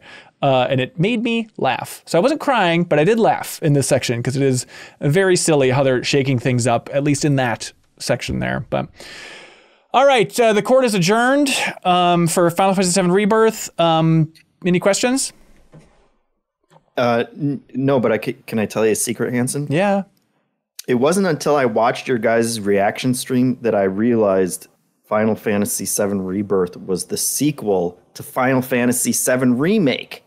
Oh, like the renaming? Like, well, this is the game that I've been waiting so long, because I assumed it was some kind of like mobile crap, remake of like the upteenth remake of Final Fantasy VII. Why? I don't understand why they didn't just call it Final Fantasy Remake Part 2, because then I would know to pay attention to it. Yeah, but Jeff, Rebirth is a great place to jump onto the series, and they're hoping to attract a whole new audience. Okay. What's the next one going to be called, do you think, Ben? It's a great question. Because it's probably going to be like Final Fantasy IV Afterflight or something. No, because they want the Re thing. And then everyone will laugh at me again and be like, you didn't know this was part 3 the whole time? Well, you will be a fool no matter what. But there's, it's like, oh, everyone thought this one was going to be called Reunion because it seems like it's a big component of the plot.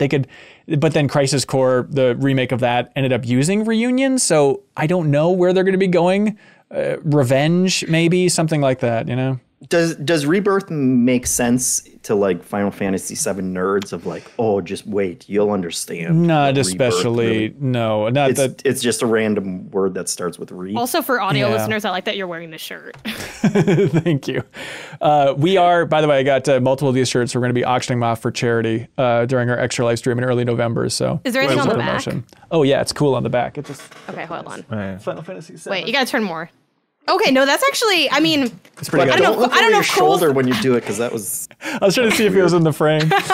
What is this? It says Final Fantasy VII. What does it say below the line? Oh, Ever Crisis. We can put duct tape over that part if you want. That's the mobile game so that Jeff finds confusing. Shirt? It's technically an Ever Crisis shirt, but that's not important. It's a Final Fantasy VII shirt. Did they give it to you while you were there? Or you just have that See, this is why did they give you an Ever Crisis shirt for a Rebirth? Look, I would have happily taken a Rebirth shirt. Not available. They had a warehouse filled with Ever Crisis t-shirts. They definitely were like, how do we get rid of these? We got a couple press bozos coming through. They won't know. And what is Final Fantasy VII Ever Crisis? That's the mobile remake of the original and then everything else that we talked about last week. That's the one with the lifeguard, right? That's the one with the lifeguard. That's right. Yeah. So Rebirth, there are a ton of things to get into. I would love to unpack this in a geekier way with people who know Final Fantasy VII that are huge fans of Remake. They want to speculate about where the story's going, what's going on with Zach, all that fun stuff. So here's the thing.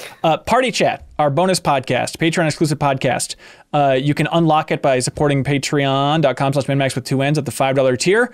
But we also have the option, if you join the MinMax Council tier, the $20 tier, even just for 1 week, 1 month, I should say, you can call in and podcast with us directly. So the next episode is Monday, September 25th at 12 p.m. Central. You call in via Discord, but I want the Final Fantasy VII fans to call in and we can go geekier than you could possibly imagine in all this stuff. So please, let's unpack everything we've learned about Rebirth together, because I need to unload everything. So this Monday, join the MinMax Council tier, podcast with me. If you're a true fan, you'll join us in that discussion, because we need to dive fans deep. Only. That's right. None of these fake ass gamers that only played Remake. The con of having that be an entry point into your franchise is that it's not a great entry point because it doesn't make any sense. It makes sense. It's just the ending is confusing, you know? It makes sense to you because you have the context. And to be like fair, going in cold. Can you imagine going in cold? Because that's how everyone else was. I think you'd be just fine. And then the ending is, as we talked about in the Deepest Dive, Kyle, remember? It's just like the ending, it was just kind of like, what? It kind of just left everybody confused. But then it's a fun thing of the more you dive into it and the more you watch Maximilian Dude on YouTube, to be honest, the more it's like, oh, okay, I see where they're going here. And it's at least an interesting angle. Are we getting a Rebirth Deepest Dive then? There's no universe where we don't. It's coming up February 29th, 2024. I think Ben needs it to like survive. Like he's just gonna die, even if it's just him talking to himself. Mm-hmm. Well, I guess you can't call this a franchise because all of Final Fantasy is a franchise. It's weird because it's like a sub-trilogy inside a franchise. Would this be the first complete sub-franchise? You know what I mean? I suppose it would be. Yeah, I mean, did we do 2018 in Ragnarok? Did we do Ragnarok? We did 2018 at Game Informer. We did Spider-Man 1 at Game Informer. So counting that stuff, we've kind of kept up with God of War and Spider-Man. Yeah, okay. Hell no. It's just like just whatever I did before now. This is the now. Okay. This crew. Okay. Right. Yeah, that's true. Who you were before is irrelevant. I've always said it. Even if it's the exact same format. Shut up.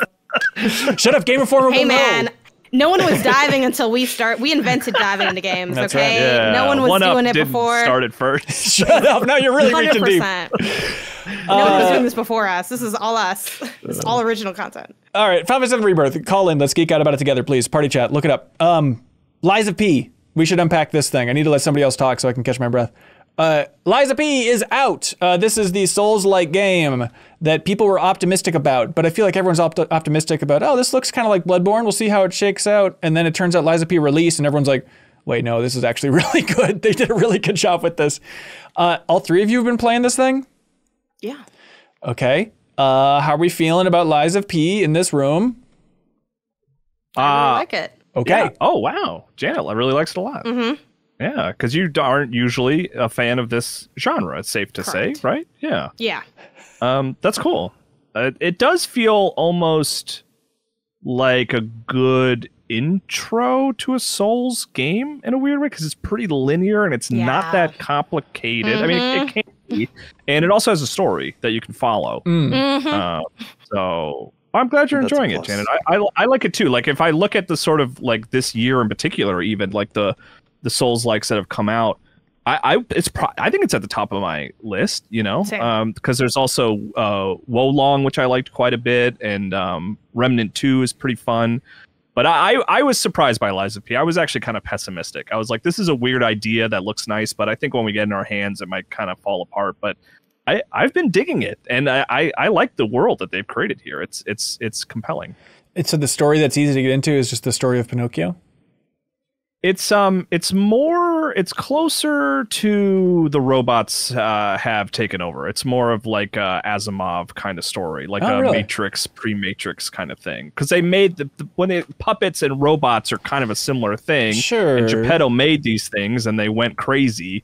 And you're sort of the remaining robot that can maybe bring everyone back to normal. And the thing that works about it in terms of the story, for me anyway, is like the Pinocchio side of it was like felt so silly initially, but now what they've just it basically lets you instantly know a basic structure of these characters. It's like, oh, I'm Pinocchio, and I meet Geppetto. I understand that he's my dad. Yeah. There's more to it than that. He's like an inventor that thrust this world into chaos by accident with his inventions. But just having that understanding of like, okay, that's Geppetto. I have a character with me.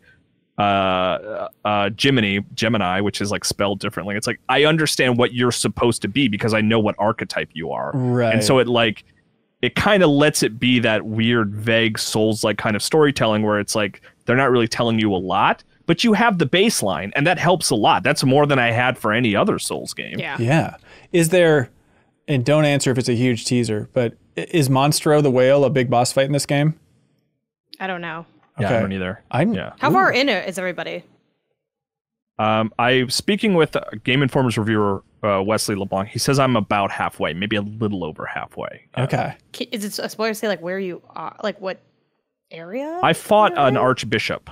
Okay. Was the last big boss fight that I did. I'm pretty early. I don't even know if I'm past like what was in the demo, but I just did the city hall, like the scrapped Watchman. I don't know if that's Okay. like farther than that. And then the hours wise, I don't know. I'm probably like PlayStation's at 7. So Yeah. I think I'm like 2 hours into content, but 7 hours into my tie That's kind of situation. yeah. And then Jeff, you're dabbling in the beginning?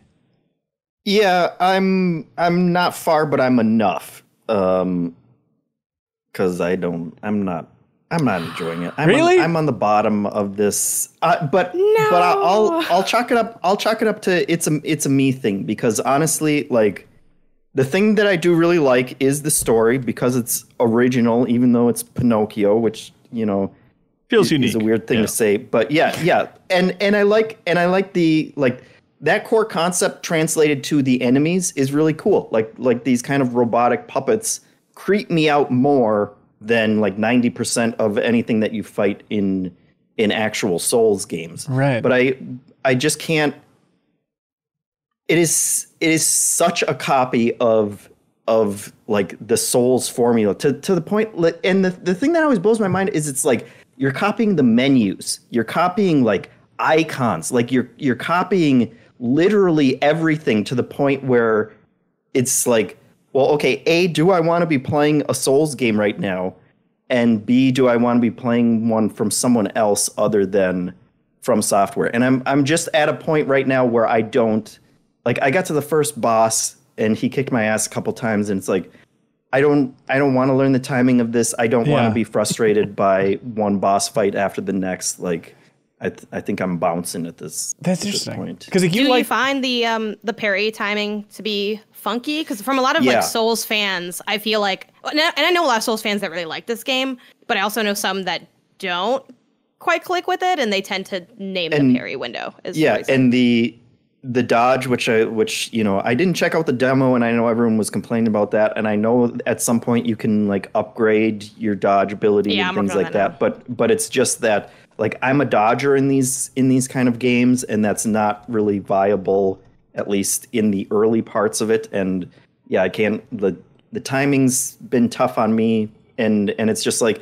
and at that point, that just means I'm gonna die a bunch to bosses and have to redo them. And like, honestly, in the parts that I did play, the the bonfires, whatever they are, and the stargazers or whatever it is. Like they've been really well placed, and they absolutely, you know, they put one right before the boss fight, which is like, it's great. You're doing it. You're not putting it after the boss fight, which is infuriating. And it's like you're making it as easy on me as I could be if I wanted to still struggle and beat my head against these kind of fights, and I'm just not there right now. Pinocchio's not pulling me. Timothée Chalamet's not pulling me through, which is tragic. But I know. I love Timothée Chalamet, Pinocchio. Yeah. So for me, I've only liked Demon Souls. I haven't played too many Souls-like games. I've played Demon Souls and beat that. Definitely got backseated and carried through a lot of it. Elden Ring, you know, tried it, didn't click with it, deleted it, re-downloaded it, tried it again, left it out of shame of having to delete and re-download it again later, right? That's sitting there. And I dabble with the random ones that pop up. Like I didn't do Remnant 2, but I did Wolong Fallen Dynasty, which I liked fine, but I could tell like I didn't have anything, there was nothing I disliked about it, but I didn't feel like continuing the work that it would be. And I also never got past that first boss. So I kind of had the experience Jeffem's having now with Lies of P, where I'm like, except I think I was still a little bit warmer on Wolong. Like I didn't have beef with it. I'm just like, I'm not good at it. And I don't want to get good. Yeah. It's funny, Jeff, and what you're describing, where you're like, I don't want to have to like then I die and then I gotta keep going because I can't do the parry. Like that's me in all the games because I can't do the parry in any of the games. Like people talk about, oh, this window's good, this window isn't. Like unless it's like big flashing light, like no window's good for me. Like I don't know. I don't see what people see. Like I can't do it.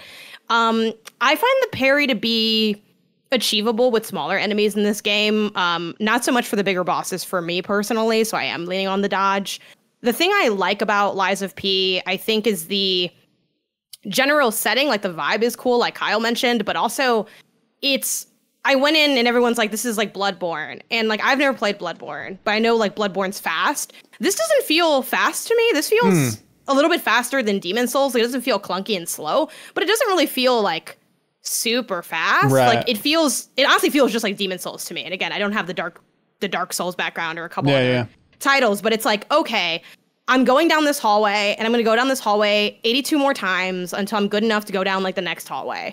But there's only like 3 hallways. And then at the end you open a door and the door connects hallway 1 with the end. And I'm like, yes, that's so satisfying to me.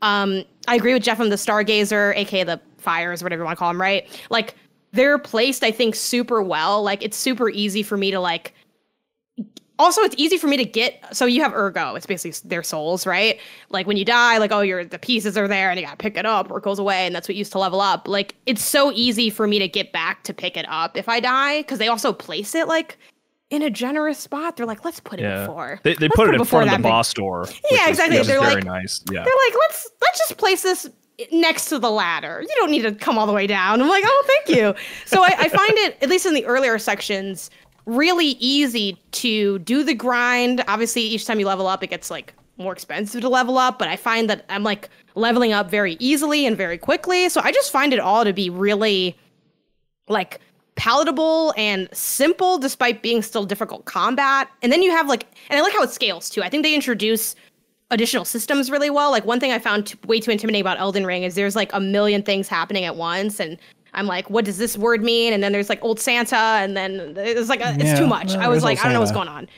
Here it's Santa. Like, yeah, here it's like it's super exactly slow. what you're talking about. Yeah, if you played the first 10 minutes of Elden Ring, you know who I'm talking about. Oh, yeah.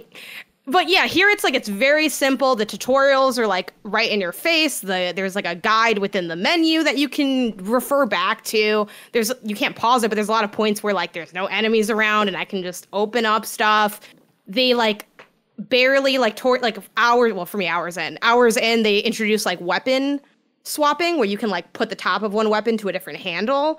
And I'm like, okay, this is a new system to like tinker with. Okay, and then I'm like, okay, I'm having trouble with this boss. Maybe they want me to do that weapon thing they told me how to do, but I didn't want to do it because I don't understand it. And I did it, and that kind of worked. I'm like, okay, like this is cool. And then like after that, they're like, here's the P organ, which is a hilarious name. Excuse me? It's the skill tree, right? And it's like they're slowly doing that. And as someone who likes Demon Souls also, they have Sophia who you talk to level up. Like that's just the whatever maiden, and like I don't know, I love her. I can't explain it. I'm in love with her. Wow. That's it. I mean, so do you, Jenna, Kyle, are you sticking with this? I mean, are you that much in love with this thing? Yeah, I think so. I mean, it's tricky to say that this year in particular because anything could take me away from it at any point. But one thing it has going for it for me is that it runs pretty well on Steam Deck. Most of my playtime has been on Steam Deck. It's not perfect, but totally playable. And for that reason, I'm much more likely to kind of I think see it to the end. Yeah. Oh, that's sweet. Yeah, it's on Game Pass. If you want to check out Lies of P, and you got that, I guess it's like 25 hours averaging for how long it is to beat this whole thing, apparently. I'm on a PlayStation 5. Okay. Runs great. No beef there. I'd love to finish it. I'd love to see it through. I just don't. I have the constant fear that I'll get to a point where I just won't be able to do it. Like, Blessing did the review over Kind of Funny, and I was like messaging him about the game, and him mentioning like the second to last boss I spent like 5 hours on. Like, I don't want to do that, and I don't think I can do that. So I'm nervous about that. Also, there isn't multiplayer, but they do allow you to spawn in an NPC. Like, you have like a material you can put like in a fountain, and then like an NPC will come and fight the bosses with you. So you do have that to like lean on, but I don't know. We'll see how things go. That's not as good as like some superhuman who it's not as good as exactly boss, like I want but it's also way easier to use. Like, I never understood. Like, for instance, I never understood how to like bring anybody into anything, NPC or real or not, like in any of the other Souls games. Like, someone had to explain it. Like in this one, it's like just put this one item into the bucket, and then they're just there, and like it's all just more straightforward. Yeah, like with the I forgot the name of it in Demon Souls, but like I don't know, it's like a little house thing. It's like where the maiden is, and there's like all those stairs, and you enter the levels through that. Even that was confusing to me, like which side, like they're not labeled, like little stuff like that. You can fall from the top of the stairs and die there also. Like, there's a lot of little friction points that this is just like, okay, you can fast travel to the hotel. They're just there. It's simple. It's easy. Like, I don't know what it'd be like going in cold, because I'm not going in completely cold with Souls, but it is pretty, like, you can play it without having to really ask much of anything, which I feel like I can't say for the other Souls games for the most part. Sure. Sweet. I was so surprised by how much everybody's loving it. I just feel like I've done this song and dance so many times with people doing previews for like The Surge and be like, it's pretty good for like, a wannabe Souls game. And then this one, it's like, oh no, it's really good for a wannabe Souls game. It's on another level. It's scored about the same as the other ones. Like, I mean, in terms of critical reception. I mean, that's not relevant to what we each individually think of the game in terms of how good it is. Sure. But I do feel like it did not light the world like on fire, but a lot of people were really enjoying it, and I'm really enjoying it. So like, I don't know. But then I'm like, is that a red flag that I'm enjoying it? Because I don't like these kind of games. So maybe they're bad for people who like these kind of games. I don't know. Yeah. It seems like a lot of the Souls-like games fall down on their kind of story and format of like, we're gonna do the Souls format, but it's gonna be sci-fi, and then it's just kind of like generic sci-fi. And here, like, there's a very clear, like, interesting story that's twisted off of something that everybody knows. And so I think that's definitely working in its favor. There we go. Donkey Mask. Donkey Mask, Lies of P. Oh, that's fun because you can be like one of the bad boys. Like, if you smoke cigar and drink beer, then Donkey Boys. You get turned into a Donkey Boy. But I put a donkey mask on and I have a sailor suit on, and you could walk up to a piano and play it. That sounds like a great game. You should have led with that. I gotta boot this thing up. I'm trying. I'm giving you all I have. Another game that, God, I'm happy it's being received so well. Cyberpunk 2077 Phantom Liberty. The expansion for Cyberpunk 2077 is out right now, everybody. Kyle, you've been playing this thing? Yeah. I've been playing. I picked up my save, which was the way Cyberpunk works is like if you beat the game, it throws you like right before the last mission. Like that's where your save sort of exists. So that's where I jumped into Phantom Liberty. I loaded it up. I got a call from Songbird. She's like, I need your help. And I'm like, okay, because I will help everybody. But it actually, there's a pretty early hook of like, that thing. She knows about Johnny. She knows about Silverhand in your head, which is interesting. And she's like, I can help you with that. And you're like, oh, really?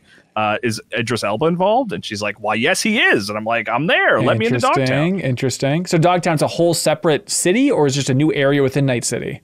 It's a new area within Night City that the sort of the narrative, which like it actually works to its favor and is actually quite cool, is that it's like this section of the city that's pretty well blocked off. Like you actually have to, you sneak in initially, and then even to get in and out of the city, you have to go through like a scan. Like you can't there is a line that you have to cross to get in and out, and it is very much this like area that is controlled by a character named Kurt Hansen, and it is very strange and they refer to him by his last name almost exclusively. Fun. So Hansen, you are the antagonist of Phantom Liberty, and it's always funny to hear like, oh no, Hansen's goons are coming. Is he cool? He's a big, bulky, bald guy who's intimidating. All right. And for people who have just listened to the audio version of the Min-Max show, nailed it. It's exactly what you're working with here. Okay. And Hansen. Yeah. Oh, sorry. I meant Kyle. I want to talk to Kyle now. Is that okay? Jeff. Do you have any question for me though? First. How'd you get so many muscles? Yeah, I'll tell you how I got so many muscles. Are so impressive. It's from beating up everyone who tried to come into my dog town. I said, you got to give me the special password. Too few many trips to the Ripper Dock, I think is what happened. Yeah. Also, Jeff, can I confess something to you and only to you? Yes. Please. When I said the game's out now, it's not. It's out September 26th. I lied to everybody on the national podcast. International. But that's just how cool you are, because it's out to us. Yeah. We've all been whitelisted or whatever. Do you want to ask Kyle anything now? Yeah, because I've been playing it too, Kyle, and I wanted to know how it was jumping back in for you. It was difficult. Yeah, it's a complicated game, and I also had the benefit, or I don't know, what's the opposite of a benefit? Curse. Disadvantage. A curse. Disadvantage of playing the game, playing Phantom Liberty like an hour or two early for a feature that I wrote for Game Informer, which involved playing the game with CD Projekt Red, like on the call and like sort of commentating what I was doing, which was great. It was really cool. But I was playing it on PC, the platform I had not played it on before, and I had not played it in literal years. So a member of CD Projekt had to be like, don't forget to reload. Don't forget to use health. Oh, no. There is a sprint button. Don't forget that. How do I scan? You got to scan a lot, so make sure you remember how to scan. Oh no! So I had that little tutorial going in, but it is tough, and for better or worse, because of the 2.0 update, you have to go and redo all your upgrades. Oh, interesting. Which is like good and bad, because it is time consuming, and you're like, I don't really remember what. Because like when you're playing actively and you get to pick a new upgrade every, I don't know, hour or something like that, you go on a path and you're like, oh, I'm getting really good at this. I'm going to stay on that path. And when you just are given like 50 experience points to just redistribute, it's a little more complicated to remember. I'm like, I guess I'm just going to throw a bunch here and a bunch here. I don't really quite remember that. And you have to go to a Ripper Dock to like sort of reestablish who you are as a person, because the system's different now, where it's like armor is not actually connected to clothing, which is good. I think that's the right call. It's now it's connected to like how you just choose your body to be. You know, it even makes more sense to like, I upgraded my arm so I have more damage, than to be like, I'm wearing this shirt so I can take more damage, you know. So all those things are good, but there is sort of a learning curve of like remembering how to play and how to do quick hacks and all that kind of stuff. Even from people who did the deepest dive on Cyberpunk, it's still like, wait, what's going on? When I went into it, which it carried over my saves, thankfully, because I played on One X and now I'm on the new console, but it was like the save file said 135 hours. Whoa! And I was like, all right, let's go. And I jumped in. And then they just like blast, like my pager was going off and my cell phone, and people were like, hey, come do this instead. And I was like, no, I don't understand any of this. And CD Projekt Red had said like, hey, you should just start over. You know, it will work with your old save, but just start over. And so then I was like, okay, I'll restart. And then when you restart, it gives you the option to like start completely fresh or just start in where, you know, you can start the Liberty City stuff. And I was like, Phantom Liberty. Okay, Phantom, very whatever. important. There's only one fictional city in my mind, and it's Liberty City. Right. But so I started it, but even there, it recommends like, hey, just start everything again, guys. It's all new, so don't worry about it. And I started that and played for an hour and realized it was going to be like another 10 before I even got to the Liberties. So I started a third game. Dogtown. And finally got into it. And even then, it's like the amount of new stuff. Like you can tell that CD Projekt Red has been living in this game for 2 years. And they're like, we added all this new stuff, and it's all really great. I promise you. And it's like, oh man, it's like unintelligible to me, and I don't know that I want to relearn all of it. Like where I am, and once I actually got into Dogtown, like this You the mean story Liberty hook. City? No, Dogtown in Liberty City. It's a borough. Don't worry about it. But like it has a good hook for the story, and it starts right off, and it's like, honestly, I wish there was an option that you just do all of like the background skill points and stuff for me, because they start you at like a base that's comparable for this, and it's like you just handle all that stuff. I just want to play, 10 or 15 hours or however long the story is. I want to meet Idris Elba and just let me experience the story now. I want more of a Call of Duty style walkthrough of whatever this expansion is, and I don't want to play everything else to find out that, like, now the skill tree is like 20% better and you have a couple new perks to deal with. And that's kind of the camp I'm in of, like, I really enjoyed Cyberpunk 2077, but it's like every rework that CD Projekt Red has done up until this point, I'm like, reworking the I guess skill tree, the perks, like I don't know if I would remember the game enough for that to really have an impact. And so it's interesting seeing the stuff that like will really pop with Phantom Liberties, like car combat. I'm like, that sounds awesome. I'm excited about that. And then just, hey, here's a shorter story that apparently everybody online is saying is actually really fantastic.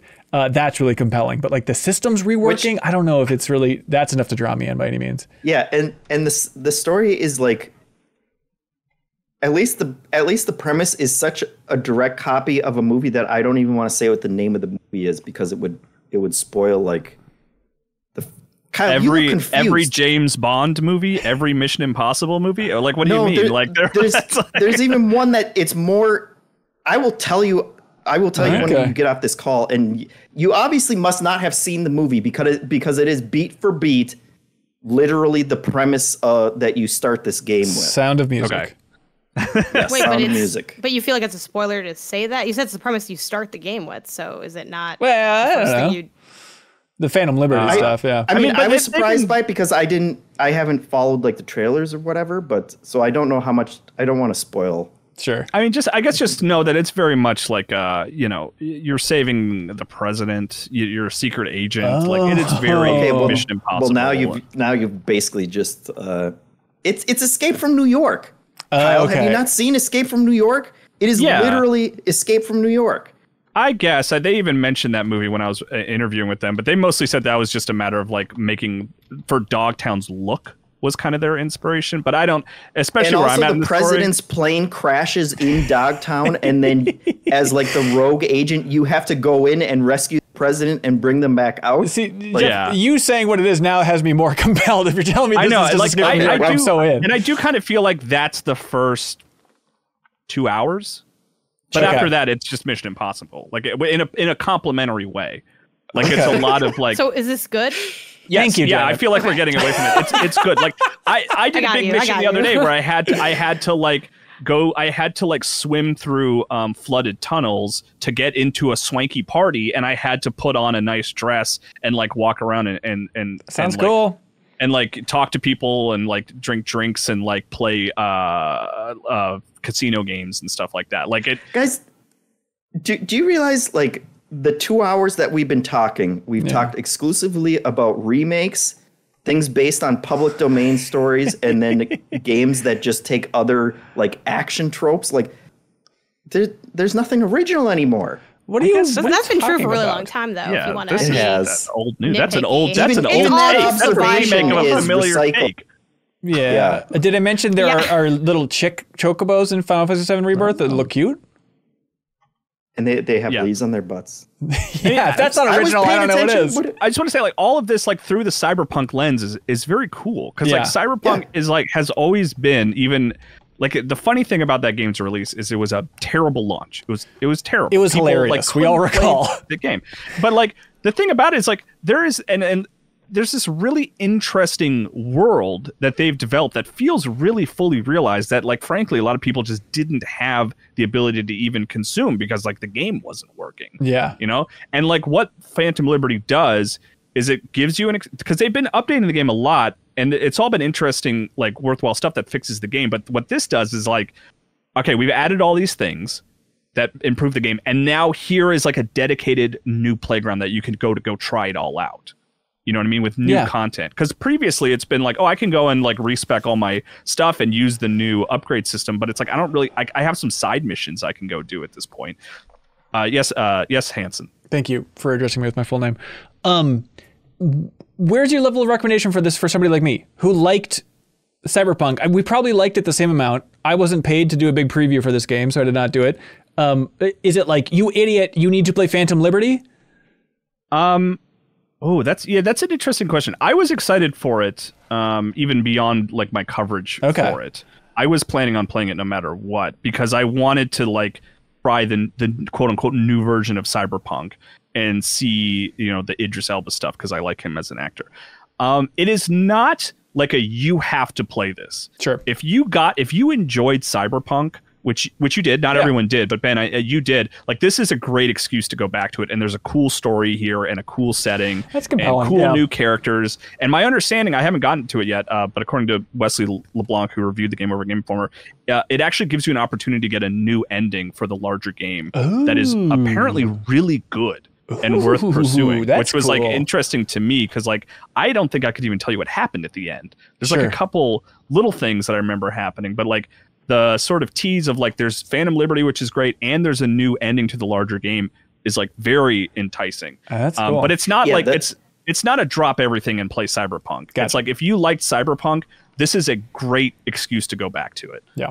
Yeah, that is interesting, because once I started and I realized they booted back to before that mission, it's like, well, okay, this takes place before the ending, so the ending is still going to be canon, and so how much can you really change? But that's interesting to hear. And I don't want to come off like I'm overly negative on the experience. Like, the part of the reason I've been struggling with it is because I played 135 hours and really liked that experience. So I do feel satiated in having, built out this character and messed with all the skills and stuff like that. And so the fact that they have upgraded that stuff doesn't appeal to me as much. But like I said, as soon as I started the story and the fact that it is Escape from New York, like, that hooked me instantly. And like, I've liked all the characters that they've already introduced, and I'm looking forward to Idris Elba. So I am certainly enjoying it. All right. But it is hard going back to if you played a bunch before. Right on. There's somebody tagged me on Twitter for this thing. I do want to watch it. Apparently there's like a hour and a half long making of, or hour 15 long making of, for just Phantom Liberty, that was done by an outside documentary team. But they have an English version as well. It's Ard Media The K. Just search documentary, you'll probably find it, but I don't want to watch that. But okay, good. Phantom Liberty. Yeah, good. Love it. Yeah. Good. I feel like I got like weirdly heated during all that. I don't know why. You must have blacked out in a blind rage for a while, Kyle, in a way I've never seen you rage before. Hey, it's only Escape from New York for a little while, Jeff. I liked it. We loved it. Hey, speaking of rage, there is a game that just came out called Mortal Kombat 1. The reboot, the other reboot of the Mortal Kombat series. I finished the campaign in Mortal Kombat 1, and just delightful. I had such a good time going through this thing. And I have a weird Mortal Kombat history where, like, the original games, friends had them growing up. I would dabble. I was always like, I don't know, the blood, I'm not really into this nonsense. I really got into Deadly Alliance on PS2. I love that game. And then it wasn't until Game Informer, where he had a cover story trip for Mortal Kombat 11. And then I was like, all right, let me check out this Mortal Kombat 9, Mortal Kombat 10. And then played through those games' campaigns. I was like, this is so fun. I wish more people were like, hey, it's just a fun, huge comic book story, everybody. I had such a good time going through that in the Mortal Kombat 11 and the DLC. I loved all that stuff. So I've been looking forward to this campaign for quite a while, just going through the main story. And yeah, finished it yesterday morning and just had a blast. Kyle, I know you also did not care at all about Mortal Kombat, but then you're playing through 9 right now at Game Informer? Yeah, we're streaming 9. I'm not the one actively playing. Marcus Stewart is playing. But it has been enjoyable to finally kind of dive into this franchise that I've always respected and sort of recognized as being like, people are into that. I'm glad they like it. I don't know if I'm ever going to get into it. And the thing about that game, which shouldn't be surprising, is like all the characters are really well defined and fun. Yes. You know, they all have really specific personalities that they are able to sort of bring out during combat and in cutscenes. And it has made me more open to sort of digging into the universe more, for sure. And oh man, it only gets better, like the campaigns from 9 moving on. And like, 9 was odd because it was a reboot, more or less, right? It was a reboot of everything in a confusing way, but more or less a reboot. And then Mortal Kombat 10 was them jumping forward in time. So you had the kids of classic characters, and Mortal Kombat 11 was like, all right, now it's time travel, and the kids are meeting the previous older versions of themselves, and it just gets absurd, right? But then the cool thing is, at the end of Mortal Kombat 11, spoilers for the end of Mortal Kombat 11, Liu Kang becomes the Titan, basically takes Raiden's role, protector of Earthrealm, and is like, all right, I'm all powerful, and bam, basically Thanos style, we're restarting the universe. I'm going to build a universe that's more peaceful and fair to everybody, as he puts it, which is a confusing thing to pitch, but that's the pitch where Mortal Kombat 1 brings it, and that's why it's called 1, because it's rebooting the universe here. But that is, you talk about the characters, Kyle, and that is the obvious takeaway, is like, they're such iconic, classic video game characters. Even if you have never played a Mortal Kombat game, or like, I don't know, maybe like you are, Janet, right? It's like, I've played a couple, whatever, I know the characters, but I don't really care too much. Am I reading correctly into that? Yeah, I guess. I played like, I don't know, X. Okay, 10. there we go. Yep. All right. So it's just an amazing thing to see this studio, NetherRealm, like giving so much respect and care to these iconic video game characters. The fact that like this level of a budget and just development oomph is going into telling like a 6 to 8 hour story every couple years that's continuing this storyline since 1992. Because the fun thing is Mortal Kombat 9 is kind of canonical. It's not a full reboot. It's like Raiden sees the future and chooses a new timeline type of thing. And so really, it's kind of this ongoing story since 1992. And it's just like NetherRealm, the studio down in Illinois, just every couple of years, they basically produce a, 7-hour film that's just like really well done. And it's just the story of these ongoing relationships between these characters. But the closest thing I can compare it to, Kyle, is playing these games, it feels like the Dragon Ball Super movies. Okay. You know what I mean? Where it's just like, it's just fun. They know their characters so well. They know how to play with their audience, tease the fans at this point, and we're just going to have fun with these characters. And it's like, it is big brush storytelling, but big brush storytelling done really well, And this is odd, but I have moments playing through these games where it's like, this just feels like the most expensive visual novel ever made. It's just like really well done cutscenes for like, 3 minutes or so. You do a fight and then you go back and just sit back and watch for a while and be like, Johnny Cage, that guy's crazy. Like, oh my God, I can't believe what they're doing with Liu Kang this time around. It's just that level of character work throughout these campaigns. And the fun thing with this being a reboot is, you remember when you were playing Metal Gear Solid 3 for the first time, Kyle? It's like, all right, you start out as Big Boss, but he has both of his eyes. And so that entire game, you're waiting for like, one of these eyes is going at some point, and I don't know how, you know what I mean? Yeah, like, absolutely. It's like iconic thing. That's this entire game for every character, is like, oh God, they are different than they are. And at some point, something will happen to them. Like Kenshi, just for the obvious comparison, it's like, okay, he's a blindfolded fighter. He starts out in this game with both of his eyes. And so you're just waiting the entire time for like, this is going to go bad. That's twice as many eyes as Metal Gear Solid. I know. It's twice as good as Metal Gear Solid. It's just funny, like Kung Lao with the razor hat. Like, it's just a stupid scene, but like Sub-Zero's attacking them in the beginning and he like throws his hat at them in a very Austin Powers style way and just like falls off. And he's like, oh, that didn't work. But wait a minute. He like looks at a blade. He's like, if I attach that, it's like dopey origin stories for everybody. It's really fun. And it's fun to like play these characters who don't have their powers yet. And then you get to see them all kind of come online. Like you just, Raiden is just like a farmer in the start of this game. He's not the electric god or anything, the lightning god. And so it's just fun to see him, and you play as him for a while and he says like standard moves and you're waiting for him to like, okay, when is he really going to become Raiden? How is this going to work? And it's that for every character. And it's incredibly well done. I mean, there's so much silly stuff, but it's fun for them to like remix the world. Be like, okay, they're explaining this character's powers now because they're tied in with this character. It's just like really clever reworkings of everything that's established before. And there's just dopey fun stuff like Baraka. Do you know who Baraka is, Jeff? Mm-hmm. Yeah, big teeth, man. Like, I hate you. I'll bite your face. it's so silly but fun and dopey. But like in this game, he's like, it's a virus that makes me act like this. He's like, I was a rich merchant, and then I got a virus, and it turned my teeth evil. It's just it is just a blast to go through. And like, do they explain like the origin of Johnny Cage doing his splits punch? Not that specifically, but there is a surprising amount of Johnny Cage in the beginning of this overall. And it's just fun because it's like they're training for the first tournament that they're being brought into and all that stuff. So it's just like a good group of people training up in like the early sections of the campaign. And like this is compelling because it's like, okay, this is a reboot. In theory, it's a good place to start for new people. But by the way, quick tangent. Kyle, do you know how many copies Mortal Kombat 11 sold? A much higher number than I think Yes. you would assume, right? Yeah. It's a massive hit, that game. 15 million copies for Mortal Kombat 11. So a part of me is like, oh God, it's kind of a shame that it's not a fully clean slate this time around. But then again, it's like, well, if 15 million people bought that last game, maybe they'll be upset if it gets too radically different. But that was definitely my first take with Mortal Kombat 1 is seeing where they're going with it. It's like, oh, you're restarting the entire universe? And it's like, the characters are all pretty much the same. It's like now Scorpion and Sub-Zero are brothers, which is kind of confusing because I remember talking in another room, there's an interesting hook where they're like, oh, well, we like playing up the angle of like Scorpion is Chinese and Sub-Zero is Japanese, obviously. So there's that cultural conflict as well. It's like, oh, that's an interesting thing. I never really thought about it too much. And now it's just like, they're brothers, but they have the same names, which is, sure, that's fine.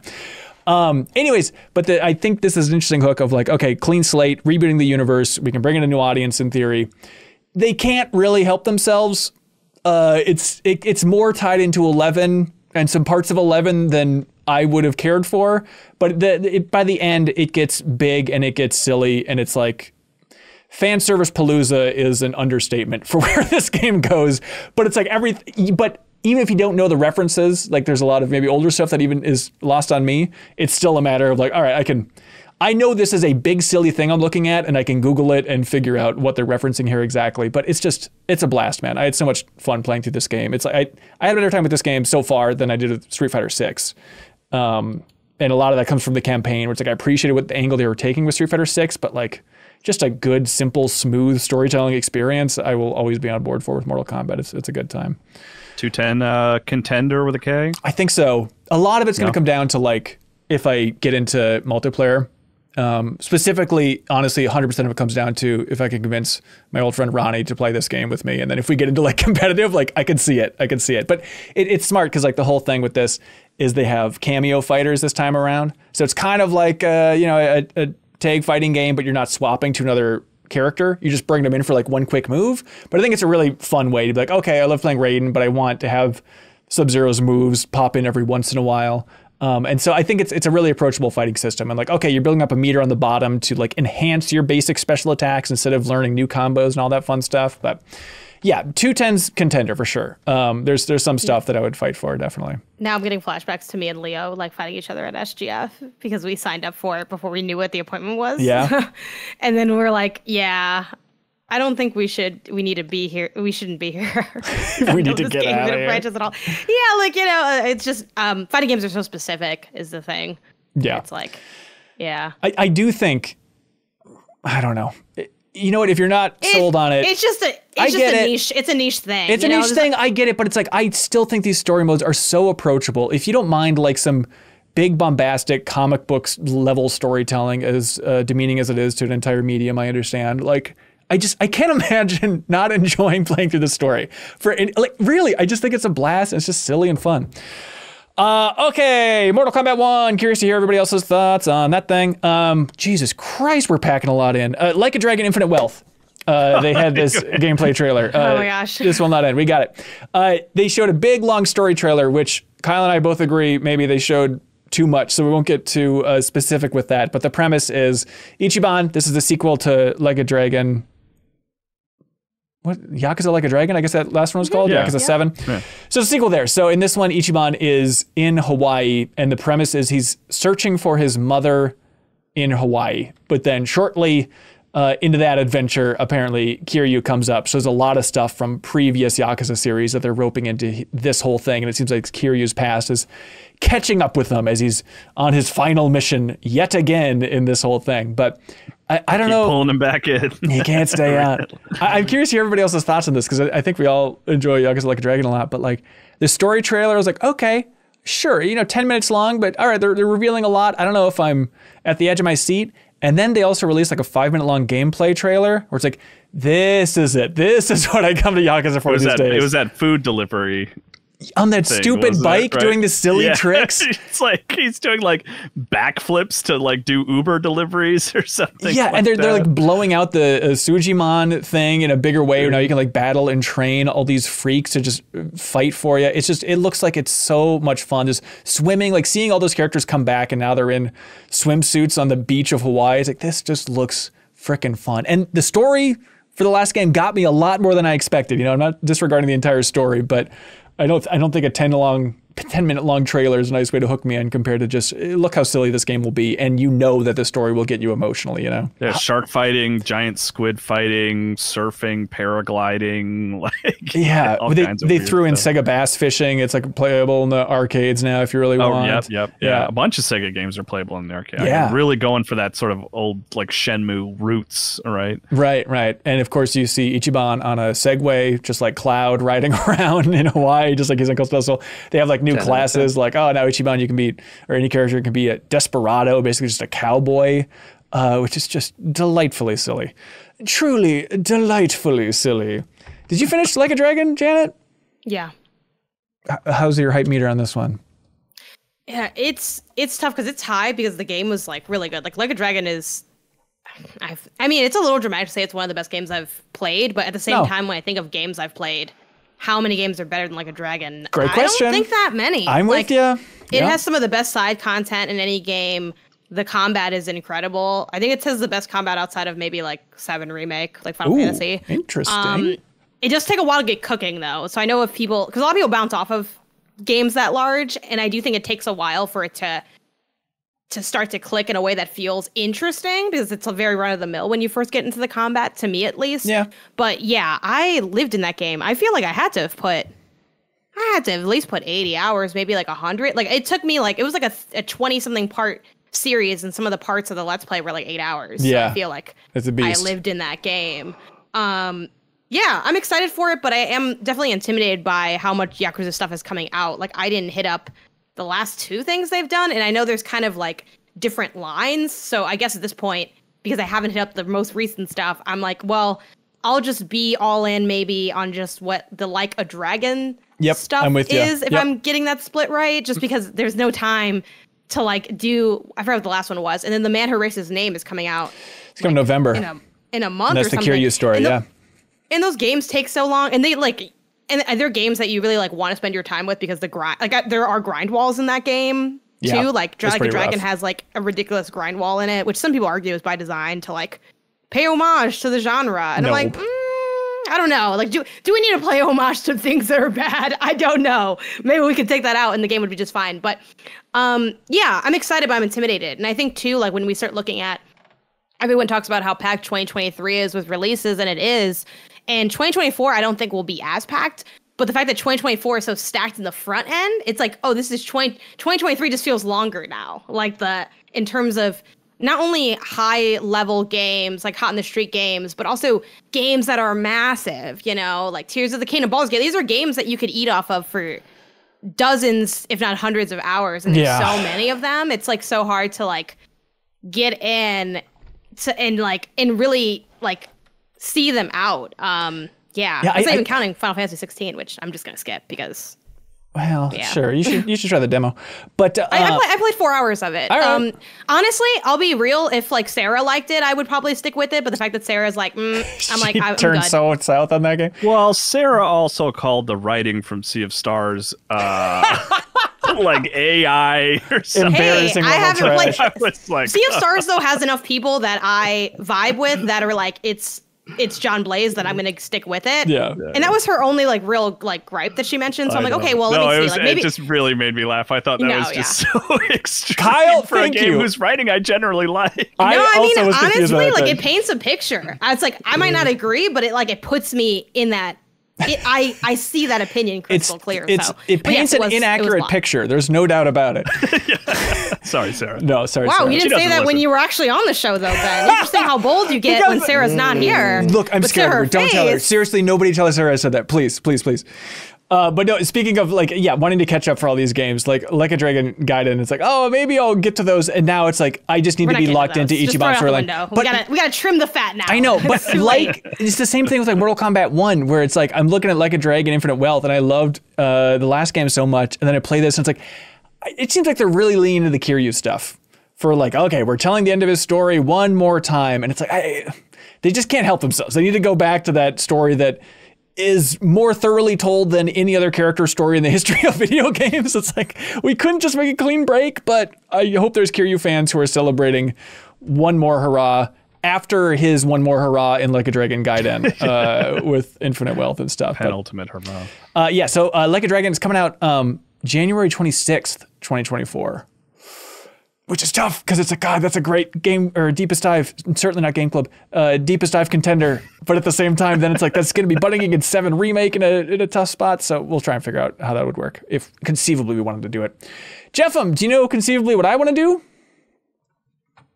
Take a bathroom break? Talk about patreon.com/minmax, probably. No, I want to do that while Kyle's taking a bathroom break. Yeah, I'm going to do that. That's it, everybody. Patreon.com/minmax with 2 N's. That is what is supporting this entire independent operation. Find the tier that's right for you. It's a little URL. We post it everywhere. It's in the description of this podcast. Check it out. Help support independent games media. We appreciate it. And thank you, of course, to some of our biggest supporters. We're talking about people like HelloFresh. With HelloFresh, you get farm-fresh, pre-portioned ingredients and seasonal recipes delivered right to your doorstep. You can skip trips to the grocery store and count on HelloFresh to make home cooking easy, fun, and affordable, Jeffem. And that's why, of course, it's America's #1 meal kit. To be honest, Jeffem, this is a place of honesty here. Sure. I'm scared to cook. Like my wife is like, can you just make dinner tonight? Chilled to my core that I'm going to make a monstrosity and I'm going to start the world on fire. Like you're going to poison your wife is what you're afraid of? Yeah, it's like a real Phantom Thread type relationship that I'm working with here. But then, HelloFresh, every time I get a bunch of that in the fridge, I say, I would never poison my wife with this. I dare you to poison your spouse with HelloFresh. It's that good, Jeffem. I don't think that's a good way to sell it. That's right, everybody. Kickstart a fresh fall routine with HelloFresh. HelloFresh handles all the meal planning and shopping to deliver everything you need to cook up a tasty meal right at home. They do the hard part, and you get to take the credit. When it comes to options, honestly, more is more. And honesty is important, Jeffem. Don't let Pinocchio tell any different. That's why HelloFresh's menu includes 40 recipes and over 100 add-on items to choose from every single week. Go to HelloFresh.com/50minmax and use code 50minmax for 50% off plus 15% off the next 2 months. Go to HelloFresh.com/50minmax and use code 50minmax for 50% off plus 15% off for the next 2 months. Also, shout out to Rocket Money.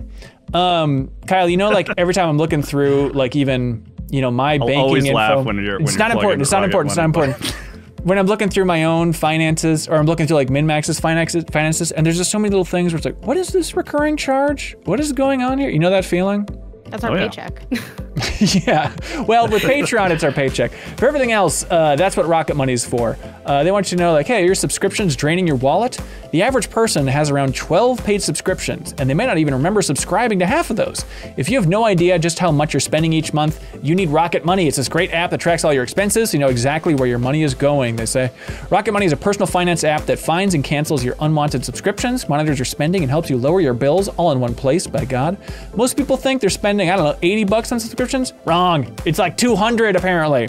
When you're signed up for so many things like streaming services you used to watch one show or free trials for delivery you don't use, it's so easy to lose track of what you're paying for. Stop wasting money on things you don't use, cancel your unwanted subscriptions, and manage your money the easy way by going to rocketmoney.com/minmax with 2 N's. That's rocketmoney.com/minmax with 2 N's, rocketmoney.com/minmax, everybody. Also, shout out to the fine folks at I Am 8-Bit. They want everybody to know about the vinyl soundtrack to Primal, the Adult Swim show from Genty Tartakovsky, the sweet caveman dinosaur show, everybody. You can get the double vinyl soundtrack at I Am 8-Bit's wonderful online store. The store is overflowing with the coolest, geekiest stuff you can imagine. So check it out by going to I Am 8-Bit's wonderful online store. You can look at that Primal vinyl or anything else in there. And of course, you can get 10% off everything in that store. It's kind of a min-max secret if you use the promo code Return of Chicken Boy. All one word, Return of Chicken Boy, no space, for 10% off of everything under $100. Help support I Am 8-Bit because they support MinMax in a big way by shipping out a prize each and every week to the MinMax community. This week, another banger from I Am 8-Bit. They want everybody to know that the Super Mario Brothers soundtrack is available from I Am 8-Bit.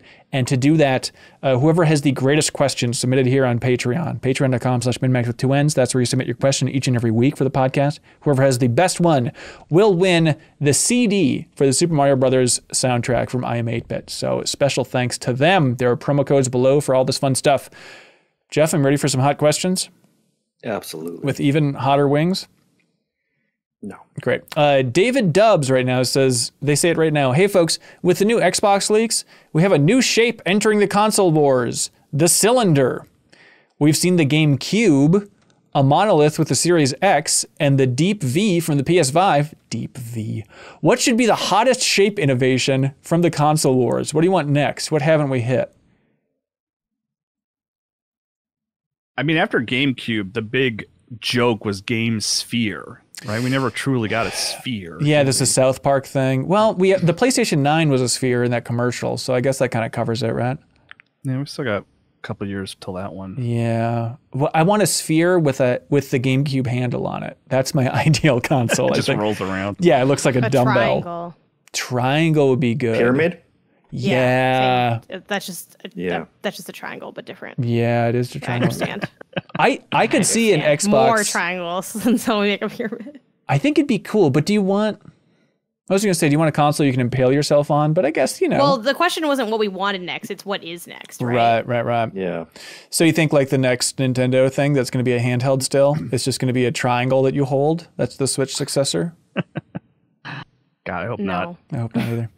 It feels more like a Sony thing to do a pyramid, honestly. Yeah. I think an orb, almost like a power. Sony boombox kind of shape. Okay. Like almost like a CD player. Remember like when you had a boombox and it had the CD player on the top and the cassette in the front? Yeah. Speakers on the side, yeah. Perfect. Yeah, that was the anatomy of the boombox. Yes, indeed. Had a little handle on the back too, but you don't need to put the handle back. I still want it to exist when they originally revealed the original Xbox. It was just a big X. Right? Wait. Like, it was like huge. Like they should just do a special edition Series X of that or something. And the Series S is just a big S, like Scrooge McDuck's bank. I got it back to the sphere thing that y'all brought up. I think the next Xbox thing, it'll be like I had the name for it. It was a dumb name, but the Game Pod, and it's just like it's like a home pod shape, like a little circle. Okay. That doesn't. I thought it was gonna be like you sit inside of it. No, that's Kyle. the next VR thing, like. Excuse me, sorry. Lynn writes in and says, I recently finished Dave the Diver, and wow, this might be my game of the year. The loop of improving your character and earning money by simulation management was a blast. Cute graphics, wholesome story, lots of surprises and scopes sealed the deal. If you all had to pick your game of the year right now, where are you at? Tears of the Kingdom. Tears of the Kingdom. Tears of the Kingdom. That's because I haven't played Baldur's Gate 3 yet. I have Tears of the Kingdom. Wow. Hang on, well, you're you though. Yeah, you know what I mean? Who's surprised? Baldur's Gate was never going to be for me. I was immediately like, never mind. That's like, okay. Yeah. It's like if Link was like, my favorite game was Tears of the Kingdom. Jeff, take a big swig of that. The look on Jeffem's face was he's a man who's going to say Starfield. He's going to zag and be like, I'm not like the other gamers. I'm the people's gamer. I mean, it's too early to tell. But and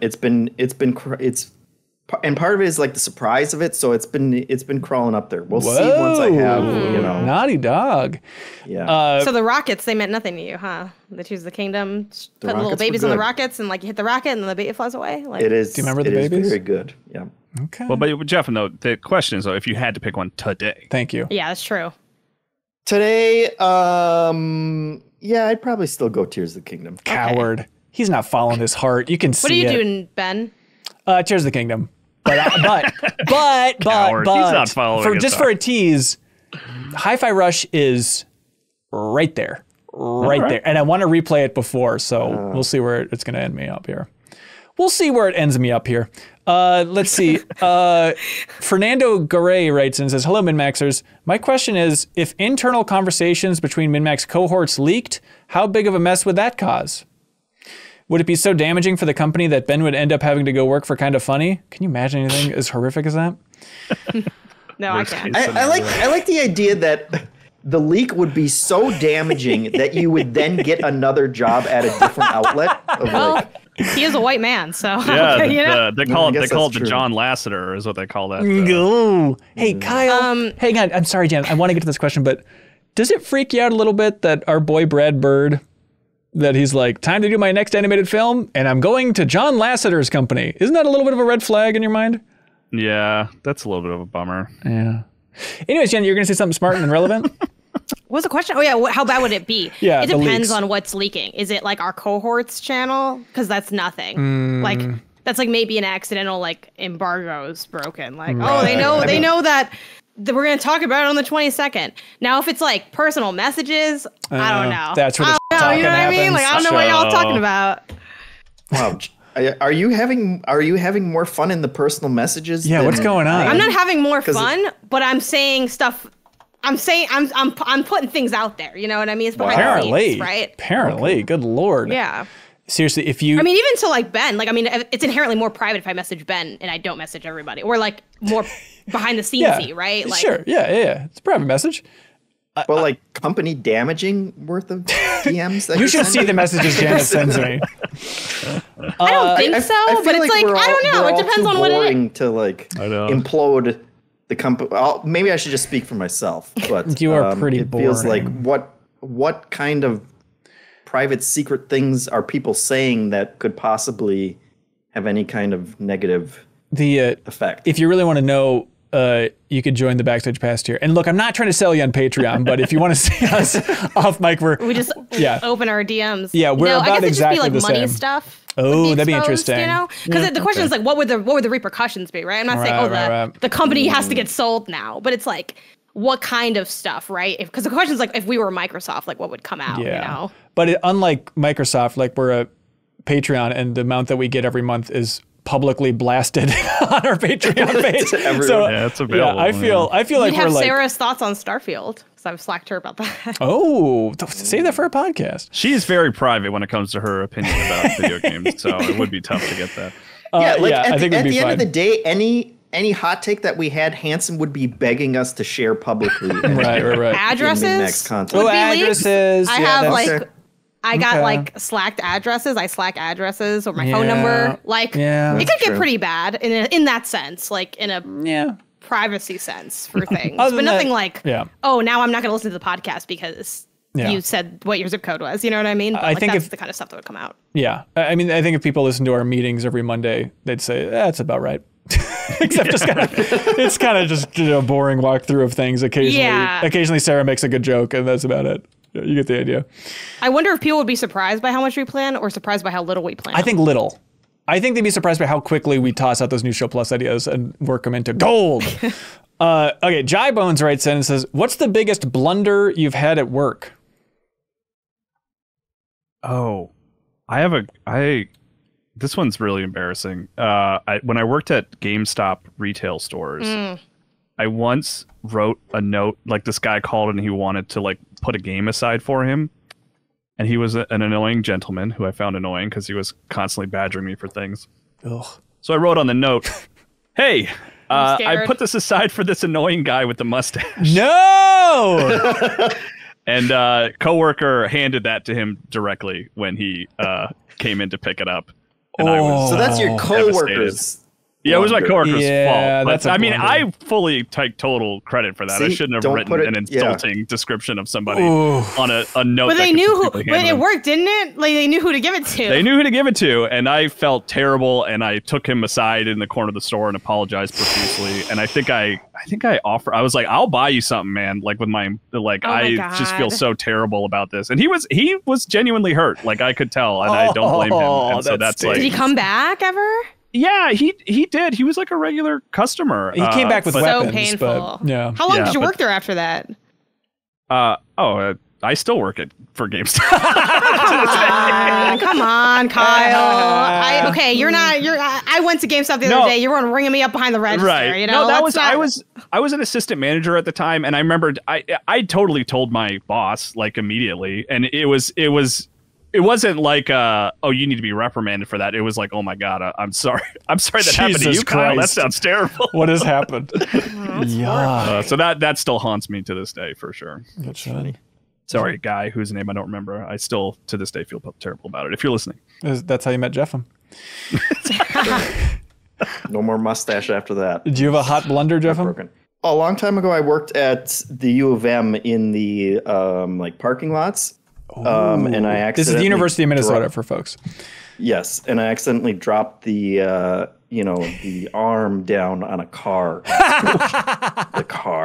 and I felt that was bad. But there was like a lifer there who worked a really long time, and he took like the person backed up their car and was like, hey, scratched my car and whatever, and he jumped up and he was like, okay, look, and he wrote down on like a Post-it note and was like, go to this address, they'll buff that right out of your car, because I guess I don't know if it happens so often that they have someone who can just like buff your car for you, and so he really swooped in and took it for me. Was the person in the car really upset, or were they like No, she wasn't like yelling at me or anything, but she wasn't happy that happened to her car. Yeah. And I was like a teenager, whatever. Whatever. But that guy on another occasion, like he really thought he was like a slick guy, and there like another time like a student came through and she was crying on her phone. And he rang up her ticket, and then to be very considerate, when he gave her change back, he also like grabbed a couple Kleenexes and put it and like handed it to her. And all I heard on was like she was like, oh God, now the clerk is like giving me tissue because of this, and drove off very embarrassed. And I was like, you're not as smooth as you think, old guy, but you got me out of that one jam. So that's sweet. Yeah. Pablo Castillo writes and says, shout out to Kyle and his after party recommendation. It's a really good show. Oh yeah. Oh my gosh. I love that show. And it ended so well. It's so great. There you go. High recommendation. Jordan Doggett wrote in, they say, recently while playing Resident Evil 0, I noticed that on the save file screen, there's a copy of the New York Times in the background. This made me think of any other cases where real life media or news outlets were featured in a game. I couldn't think of any. Do you know of any others? This question is really captivating to me. Like, news media outlets in games, because that is weird that New York Times is in Resident Evil. Yeah. I remember, isn't American Express in Final Fantasy 15? It's like different. Not different. Maybe, It's not just companies. It's not like, oh, there's a Surge billboard on this PS1 game. But the thing that was weird to me was in Final Fantasy 15, it was like the American Express logo on like the door to the gas stations. Okay. Because like American Express exists in this world as a means of like payment. Silly. But also, American Express would never be taken at a random gas station. Like the whole thing is like they almost don't never take Amex anywhere unless you're going overseas. So. This is the best I can come up with, but I want more like some game must have licensed CNN to be in it or something, right? But like I think of Stanley Parable Ultra Deluxe. There's a section where, if I'm remembering correctly, I believe it's just like light spoilers for Ultra Deluxe, which rules. You're walking through just a sea of reviews for the original Stanley Parable, and like they have the GameSpot review just like as this big thing on the wall that you go up and read and stuff, in addition to a bunch of user reviews. So like having GameSpot, I guess, be incorporated in that game is something that's a little unique, but yeah. Well, Silent Hill 3, I learned this recently.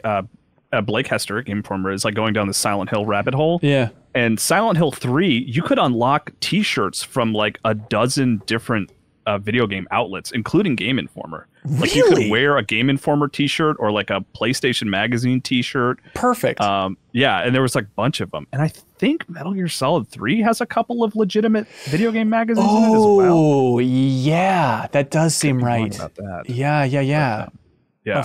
Very strange. Really? Game Informer t-shirt? I never knew that in Silent Hill. Yeah. That's I'll fun. send you a picture. Chandler wrote in with a devastating question. What's the most recent song each of you can name?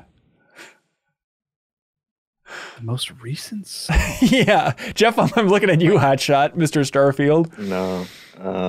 Oh, I guess the Starfield theme from Imagine Dragons, does that count? Yeah, sure. Okay.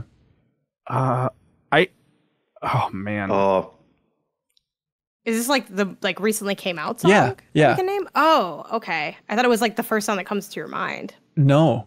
I was truly stumped, and I'm not proud of this, but I was like, oh, I think I saw some story about people being angry about some Try It in a Small Town song. So maybe I'll go with that one. If it's not that, and it's not the Imagine Dragons Starfield Really, you song, have your most recent song as a country music dog whistle? Yeah. I don't know how I feel wow. about that. Oh, you know what? Oh, other than that, we're probably going like 7 years in the past before I can name one other song. I got one. Okay, what do you got? But it's WAP. What is that? That's a good one. Wow. What is Or that? it's A1. I guess Olivia Rodrigo's new album Guts just came out, so I guess Bad Idea I think is the Bad name of idea? the song. Okay. Probably the most. That counts?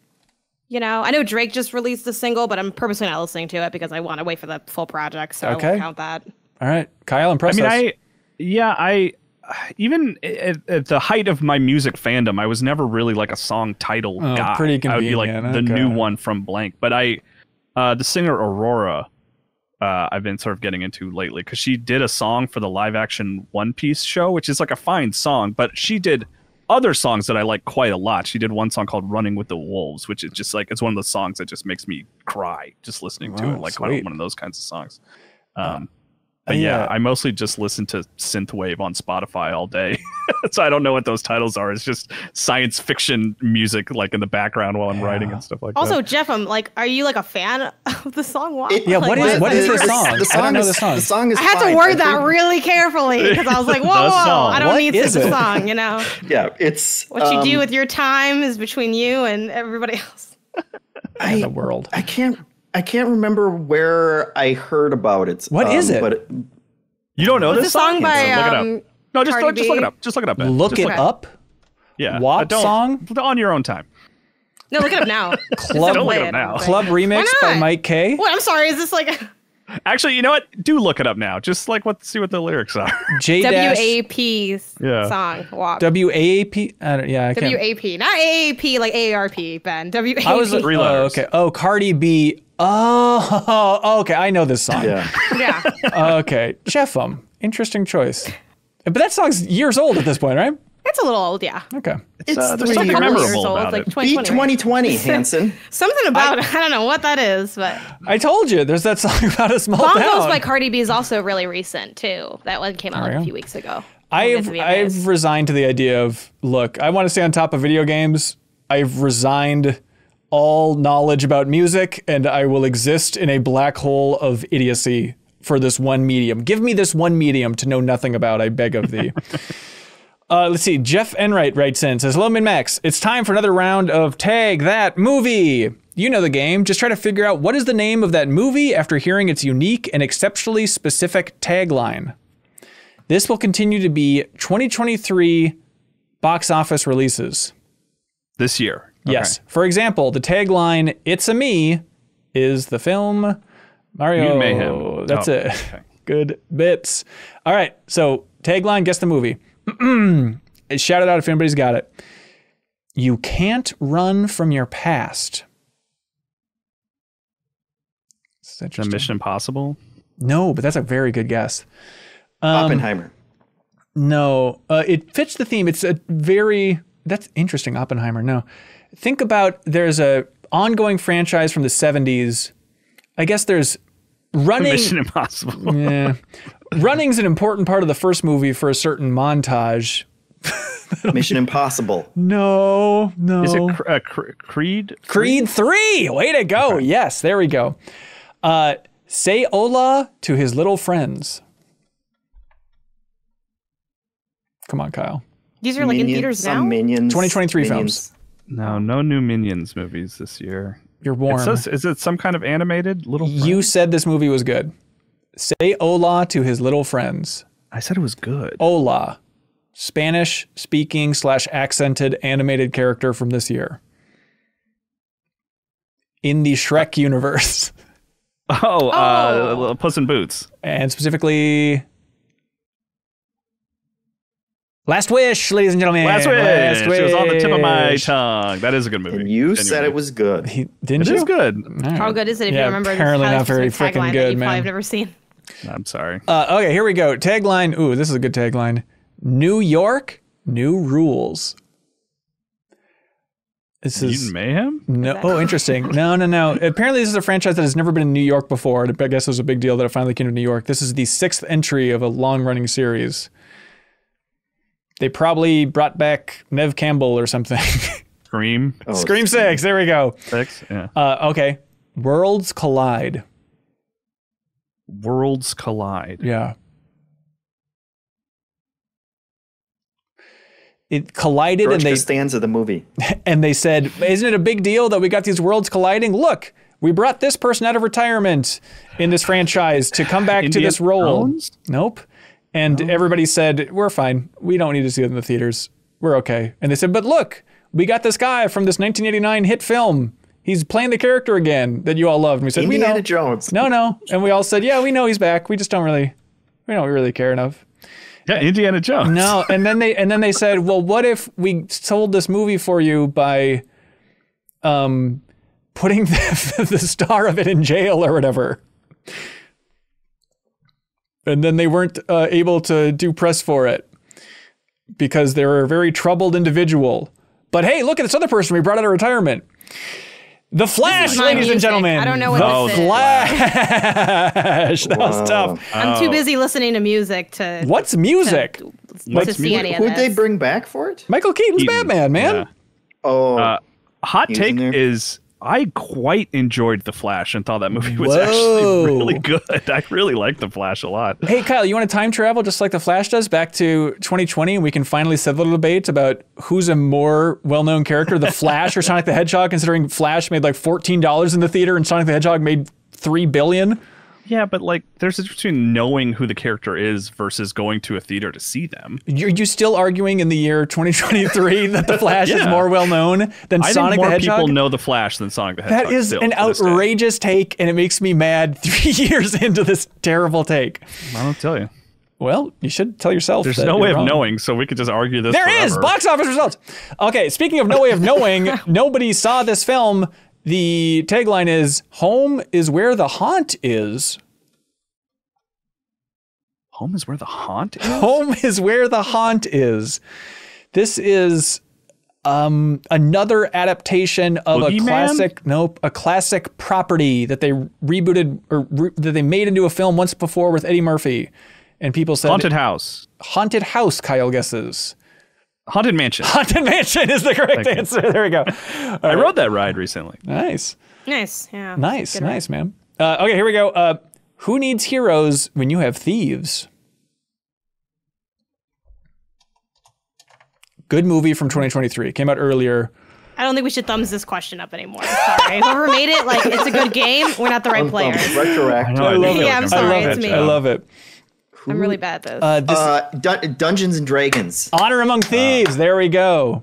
Another good movie from this year. It is good. Yeah, I like Dungeons and Dragons also. You know what's weird in that movie though? Is Chris Pine? He says, "Oh, something on our way to Baldur's Gate," and it was weird that it's so weird that I think in the gaming world you say Baldur's Gate, but I wonder in the D&D world do you put the emphasis on Baldur's Gate? It just felt weird coming out of his mouth, you know?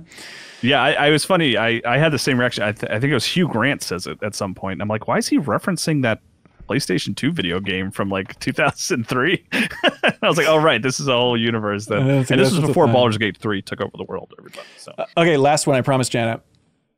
And then we're going to go back into rebirth conversations. Get in Line. 2023 film, Get in Line. Surprise hit that everybody, when they heard the title of this movie, said, there you go. It's like Snakes on a Plane. It's right there. Right there. And if you want to see it, you want to see it. Cocaine Bear? Yes, Janet, Cocaine Bear. Way to go. Well done. Well done. Not a great that's movie. so embarrassing that that's the one I got right. It's the one where it's like, hey, think of something dumb. And I'm like, I got you guys. Don't worry. There it Here is. I am. Let's see. Aging Poorly writes in, says, hey, been in the CLCs. New patron. Thrilled to be part of the community. Thank you. Jumped in to compete in Trivia Tower. Nice to see you. I've got a Better Quest goal, and I need to be held accountable for it. I'm doing all right with the big stuff, but it's the littlest, smallest time commitment things in my life where I struggle. First up, dental health. I must start brushing my teeth twice a day and actually using the water pick I bought. That's interesting. I feel like I made a pivot maybe 10 years ago of doing the 2 times a day teeth brushing. Like I never really have cavities, but I was always just once a day. Then it's like, you know what? Doing it at night, it does feel better. Yeah. So I've always been decent at it, but the one thing that really got me to commit to it, this is like a weird thing that I don't know if it would be helpful, but I would wear a mouthpiece to help me with snoring. And that would make my mouth taste like extra terrible in the morning. And I also didn't want to put it in without brushing my teeth. So that got me into the habit. And now I don't use the mouthpiece as much, but I still retain the brushing the teeth thing. Interesting. So just put something gross in your mouth overnight is my suggestion. Let me just get ready for bed at like maybe a little bit earlier than you do. I mean, I've always like brushed twice a day because that's just what you're like taught to do. But like I miss sometimes, you know what I mean? I'm human. It's like, oh, I also have slept in my makeup before. Like it happens, right? It happens. Like, same for washing my face. I wash it twice a day, but if I get lazy, I might not do it at night. For me, it's just doing it a little bit earlier. Yeah. Which is the only con of with brushing your teeth is then you can't eat afterwards. So it's like, you got to kind of be done snacking, but yeah, that's a good way to get to commit to stop snacking as well. Jeff, but then now we're just losing 2 things. I think too. I don't know, like maybe pair something with it. Like for like a night routine, like sometimes I'll watch like a little show, or like I'll like chip away at a documentary, or I'll like watch something or whatever. And then I like using an electric toothbrush, and I'm basically all in on electric. I'm using a manual right now because I just had some cleaning done, and my teeth are like gums are like more sensitive. And if I use a manual, I use the Pokemon Smile app because you catch a Pokemon every Oh no! and it's awesome. Okay. But I only use it for a manual because technically I learned not too long ago that when you use electric, you're not supposed to brush it the way you do with a manual. Like you're not supposed to be going back. Yeah, you're not supposed to just be going back and forth. I had no idea. Like Jeff, I didn't know you're nodding. I don't know if you also made this. I learned this like only a few years ago that you're supposed to kind of just like run it across, or maybe like go on the individual teeth if you want to be fancy, but you're not supposed to go back and forth. I guess I like slowly go over everything. Yeah, it's kind of like you just don't brush it the same way. And the Pokemon Smile app is geared more towards manual brushing where it's a back and forth motion. But there you go. You can unlock different hats and stuff. It's very cute. So there you go. Yep. So Pokemon sleep and then wake up and Pokemon brush your teeth and then Pokemon go to the bathroom. Pokemon Smile is the name of the game. That's right. Sam Worms writes in and they say, do y'all have any road trip games? My wife and I play one where I name a movie, she names an actor in that movie, and then I have to name another movie the actor's in, and so on. We play until someone stumps the other. That does sound fun. That's a good one, Sam. Anybody else got any go-to road trip winners? When I'm driving, looking for all the letters through the alphabet on like signs or whatnot that you go past. Oh, so that's you start fun. at A and you have to get down. Do license plates count? Absolutely. Okay, all right. You're not getting all your X's and Z's without license plates. Yeah, I think we like to play the one that I heard from Comedy Bang Bang, but I think it's like a improv game overall, Kyle. But you know the one, right, where you say 2 words and try to meet in the middle. All right, Kyle, and it goes a little something like this. You ready? Yeah. Ready? All right. 1, 2, 3. Zoo. Tofu. Zoo and tofu. Zoo and tofu. So we have to say the word that is exactly in between those 2 words. You know what we're saying, Janet? Not the word, but you can say between the words? Yeah, the word that is exactly in between those 2 words, and we see how long it takes us to get to it. Okay, ready? Zoo and tofu. Yeah, sure. 3, 2, 1. Bird. Monkey. Bird and monkey. Bird. Okay. And you have one? Yeah. Okay. Here we go. Kyle, ready? Bird and monkey.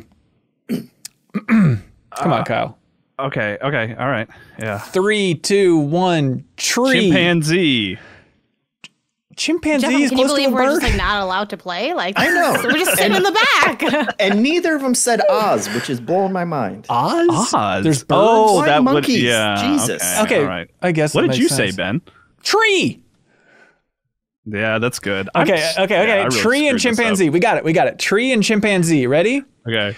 3, 2, 1. Diddy. Swing. Diddy and swing. Okay. Yeah. You guys Okay. can do that one, right? Can we? Yeah. Diddy and swing. Of course. Hold on, I gotta look up something. No, we got it, Kyle. Ready? I don't have anything. Well, you got it. Can I tap in Jeffem? Yes, you can tap in Jeffem. Yeah. Okay. Jeffem, Diddy I'm and tapping you swing. in. Here we go. 3, 2, 1. Rap. Music. Oh. Okay. Say rap? Rap and music. I thought y'all would say Kong. Well, that's good. Kong. Diddy and swing, Diddy Kong, swing. Hindsight Like, I don't know, they 2020. swing from like Yeah. the- I was trying I was to look going up the for- name of the Game Boy Advance game. I think it's called DK Jungle Swing. Yeah, I was thinking that I was going That's to do why, jungle. like, but okay, yeah, right? The yeah. Kong element. No, I was don't know. going for the DK rap swing music. I was trying to tie it in there. Okay, so Jeffem, we have rap and music. You ready? Ready, Jeffem? Don't blow it. 3, 2, 1. Well, wait, What are you doing? What are you doing? I Say blew it. Say I it. blew it. Poetry. Okay, so WAP and poetry. Oh, you actually did WAP? Yes. See, I didn't want to bring it back up because Oh, then I felt God like it would be- forbid. God forbid. I think honestly, those are the same thing. WAP and poetry. So I think we're good. No. We got it. All right, ready, Jeffem? We got it. Pretty clear. Just go with it. You know, the point of these games is when you have nothing to do. Like, aren't we like doing a show that we could continue with? What are you talking about? Okay, Janet's taking it over. What's the next? I don't have the questions in front of me. Here's a question, Ben. How dare you? Yeah, I guess that's right. Who do you think you More are? of a No, statement. we gotta finish this. There's no way we're getting out of Okay. this show. All right, Jeffem. Okay. This could be New Show Plus if 3. you want. Wait, though. what was it again? Is poetry and WAP? And WAP. Yeah. Yeah. Jesus Christ. No, it's Okay, here we go. Okay. 3, 3, 2, 1. 1. Art. Party. Cardi and art. Now we're screwed. Now we're like circling the drain, but we're at what I've different- learned is that different despite spots. y'all knowing each other for like 10 years or something, you don't have any connections. Is Kyle what I've blew it on actually Tree. learned. Kyle blew You're it on just a Tree. group of men who met a long time ago, and like Yeah. you sit together sometimes. started- Like yeah. that's it. Like there's not like a deeper sync. No, there, That's what and we almost fine. called the podcast, Janet. A group A of group guys of that men? met a couple of years ago. Yeah, and if our meetings leaked, With the people no would And we finally invented hear it. those. No one else has done that before. It's never been we're done the in the first. industry. What do y'all like? One woman. What do you like for question of the week, everybody? I like the embarrassing employment stories. I Oh. like to get that off my chest. Make I that like public. that. I like that. I like the New York Times and Resident Evil 0 thing. It was so specific. I like the leak thing. I like the recent song thing. Jeff and Janet, how you feeling? I defer to Jeffem. Uh-oh. The mic didn't even pick it up, Jeffem. Take that. He said, damn it. Wow. Yeah, let's go with embarrassing work stories. Sure. All right, there you go, everybody. That is Jai Bones winning the grand prize. Congratulations, you got the Mario soundtrack vinyl. Jeff, I should have said Cardi. I blew it there. Yeah, I blew it was- there. it was- I blew it there. I blew it there, and I acknowledge it. You thought about See, it too much. I blew the one right before that. So I was you know. overthinking. I'm like, oh, do I go like Georgia O'Keeffe or something? But it's like you can't. It's like I was gonna spin out in a whole different direction. Okay, now it's time for something we call Get a Load of This.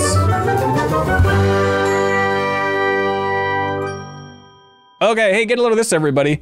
Maybe everybody already knew this, but I just learned it from a podcast today. Do you know what Billy D. Williams' full name is? I thought D was like D-E-E. I thought like that was. No, his full Okay. name, Lando from Star Wars. His full name is William. I prefer Harvey Dent from Batman. Sorry, that was a waste of 1989. time. Well, obviously you're a master of Batman trivia. That's right. His full name is William December Williams. Isn't that sweet? They really December. turned that around. Yeah.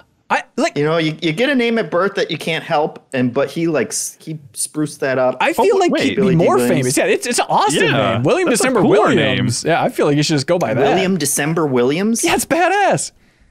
December Williams. Imagine if that was on the poster for Empire Strikes Back. Yeah, but your name is William Williams. That's cool. If your middle name's December, that's cool, man. William Williams is dumb. I agree with you, Jeff. I'm like, exactly my point. Thank you. All right, Jeff, wow us. What do you got? That was the whole thing. Okay. Get a load of this. This was it's a CBS News article because they put out the best news, surely. But there was an artist whose name was Jens Hanning. He got sued for $84,000 by a museum after handing in blank canvases titled "Take the Money and Run." And so basically, I guess this museum had hired him to redo an older artwork that he had done that involved money. So they gave him $84,000 to make this piece. But he signed a contract that said he would give the money back after the show was over. And instead, he gave him the blank canvases, and they accepted them because they said, well, you know, that's a novel idea, and we're museum idiots anyway. Yeah. But then once the contract was over, he didn't give the money back, and it apparently turned into a very long, drawn-out court case. But it was art? They finally decided that he had to give like $74,000 back because the art commission and the price of hanging the paintings or empty canvases constituted some kind of payment. But he's a real stinker, apparently, in the art world. I love it. Yep. Janet, you got one? Yeah, get a load of this. This creator named their handle is Emily Harpus. Their name seems to be Emily Hopkins. They did this TikTok. I don't know if all their content's like this or how often they do this, but the shtick is making music to a video game that they haven't played with an instrument they've never used. Perfect. So, and they did Abzu, and it came out just beautiful, completely captured the vibe. Like, it was just an extremely talented moment. So awesome. There we go. Love it. Her stuff's awesome because she's like obsessed with pedals like that to manipulate sound that she plugs into a harp. So she gets all kinds of like crazy cool sounds, and yeah, she's really talented. I enjoy her account. Yeah. Love it. Kyle. Hey, get a load of this. This really surprised me today. Netflix announced that they're doing an anime adaptation of Onimusha, the Capcom game. Funky. Which is like, cool. That's weird and unexpected. But then to make it even crazier, it's like being co-directed by Takashi Miike, who directed Ichi the Killer, and he did the live-action Phoenix Wright movie. He's this like hugely prolific director who's just done like crazy stuff. He did the Audition, which is this wild horror movie. But it just struck me as especially odd because it was like, this is a franchise that like I don't know that really is at the front of anyone's mind. I like Onimusha a lot, and it's like cool, I'll take the adaptation. But then him being the co-director just made it all the more stranger and weirder. That's good. And one more like little tidbit is that game was early in the sort of using actors as licenses as their protagonist characters. And the second game in particular used an actor who had passed away in the late 80s. He was like a famous Japanese actor. And the anime is doing the same thing. It's it has the likeness of an actor named Toshiro Mifune, who died many, many years ago. It's really strange. But I think I'm going to watch it because I like Onimusha. There it is. Jeff, are you pulling from the community? Yeah, get a load of this. This is from Nick Magnier, I'm going to guess. And it's Waffle House Training Pull Drop Mark Order Calling Method. And it's basically a 25-minute, like employee educational video where some Waffle House manager walks them through the insane way that they like the kitchen lingo and things of how you make orders at the Waffle House and how they lay it out. And so like the first 5 minutes is basically them like what they say to the cooks when they start cooking. But after you get past that, they have this insane like plating strategy where it's like if you put a jam packet up on the bottom of the plate, that means it's like a regular 2 eggs and grits order, but if you put a napkin plus like a sugar packet on it, that means they want oatmeal instead of grits. But if it's just the napkin, then it's grits in a bowl instead. And if the packet's flipped over, then it means all this other stuff. And it gets crazier and crazier. And the top comment on the story says, "I'm watching this at 3 a.m. I'm a computer engineer, and this is a lot to take in." And it's just an insane system that you should go watch because it's very fun. There we go. It reminds me, there's this Mr. Show sketch called, it's called Maryland Mozzarella. I'll send it to you. Do you know that one, Jeff? You're a Mr. Show fan, No, right? don't. It reminds me of that. I'll send it to you. It's very funny. There we go. And that Get a Load of This came from the community Discord over there. If you get support us on Patreon, you have access to the Discord, and we have a whole channel dedicated to the Get a Load of This tidbits from everybody in the community. It's the best way to keep up on random news, little factoids, all that stuff. I like it. And we showed it off recently in a tour that's on YouTube right now with Haley McLean, the community manager, and I showing off the Discord. So if you hear us talking about the Discord, it's like, hey, the Discord is the heart of the MinnMax community. We say that 1,000 times, but I'd imagine 50% of you watching this or listening to this are like, I don't know what Discord is. They keep talking about it. It's some nonsense. It's confusing. It really isn't. And so check out that tour on YouTube just to get a glimpse of what we're talking about when we talk about how cool to Get a Load of This channel or how friendly the MinnMax community is inside that Discord. So please check that out. It's on our YouTube channel. Otherwise, we have a new episode of Max Spoilers that's up right now. It is with Haley McLean and Sarah Podzorski unpacking Act 2 of Baldur's Gate 3. They did Act 1 before. This is Act 2. They're basically doing a deepest dive over there, one act at a time, but they're super fans. Don't let them know. Oh, don't let them know, please. It's more of a game club. Also, the new show Plus that went live this week, I think is a really fun one where it's Sarah and Leo touring a museum of illusions in the Mall of America. It is as fun as you would imagine that would be. So you can check that out on our YouTube channel. Vote for more episodes on Patreon. Otherwise, just a reminder, if you want to geek out about Final Fantasy VII with me, and there's a lot more to talk about, please call into Party Chat. You can support us at the MinnMax Council tier and call in and podcast with me directly on Monday at 12 p.m. Central. That's Monday the 25th. It's just through Discord. It's not complicated at all to call in. It'll be a piece of cake, and let's geek out about this thing together. Otherwise, if you support us at the $5 tier, you can just listen to that geek out session and the bonus podcast feed right in your favorite podcast app. Also, we mentioned the next community meetup. The next community meetup for MinnMax here is happening in Seattle. This is for our 4th anniversary. So it's happening on Sunday, October 22nd, and it is happening in Seattle specifically at a restaurant/bar called Petoskey's, Petoskey, but otherwise known as the Minnesota Bar. There's a Minnesota-themed bar in Seattle, so that is where we're going to have our community meetup. So if you're in the Seattle area, you want to come down to Petoskey's in the Fremont area, we'd love to have you come by at 7 p.m. Central, Sunday, October 22nd. We hope to see you there. It'll be Kelsey and I and some other friends of the show, stuff like that. So swing on by and help celebrate the 4th anniversary of MinnMax here. And I think that's it for this episode of the MinnMax Show podcast. Thank you so much for watching or listening to this gosh darn thing. And thank you to everybody who supports us at the $50 tier on Patreon, the Game Champion tier. I'm talking about PrettyGoodPrinting.com, who's the champion of Subspace, Rob Bob Will, who's the champion of King's Quest 6, Air Today, Gone Tomorrow, and Procyon number 6, who's the champion of Ghost of Tsushima. Jeff, you got any wise words for us on this protracted podcast? Be good, have fun. I don't know. Janet, you want to take it from here? I forgot. Hang on, Jeff. Hang on. Okay. What's in between be good and have fun? We'll count it down on the count of 3. Ready? Okay. Yep. Okay. I got it. 3, 2, 1. Let's go.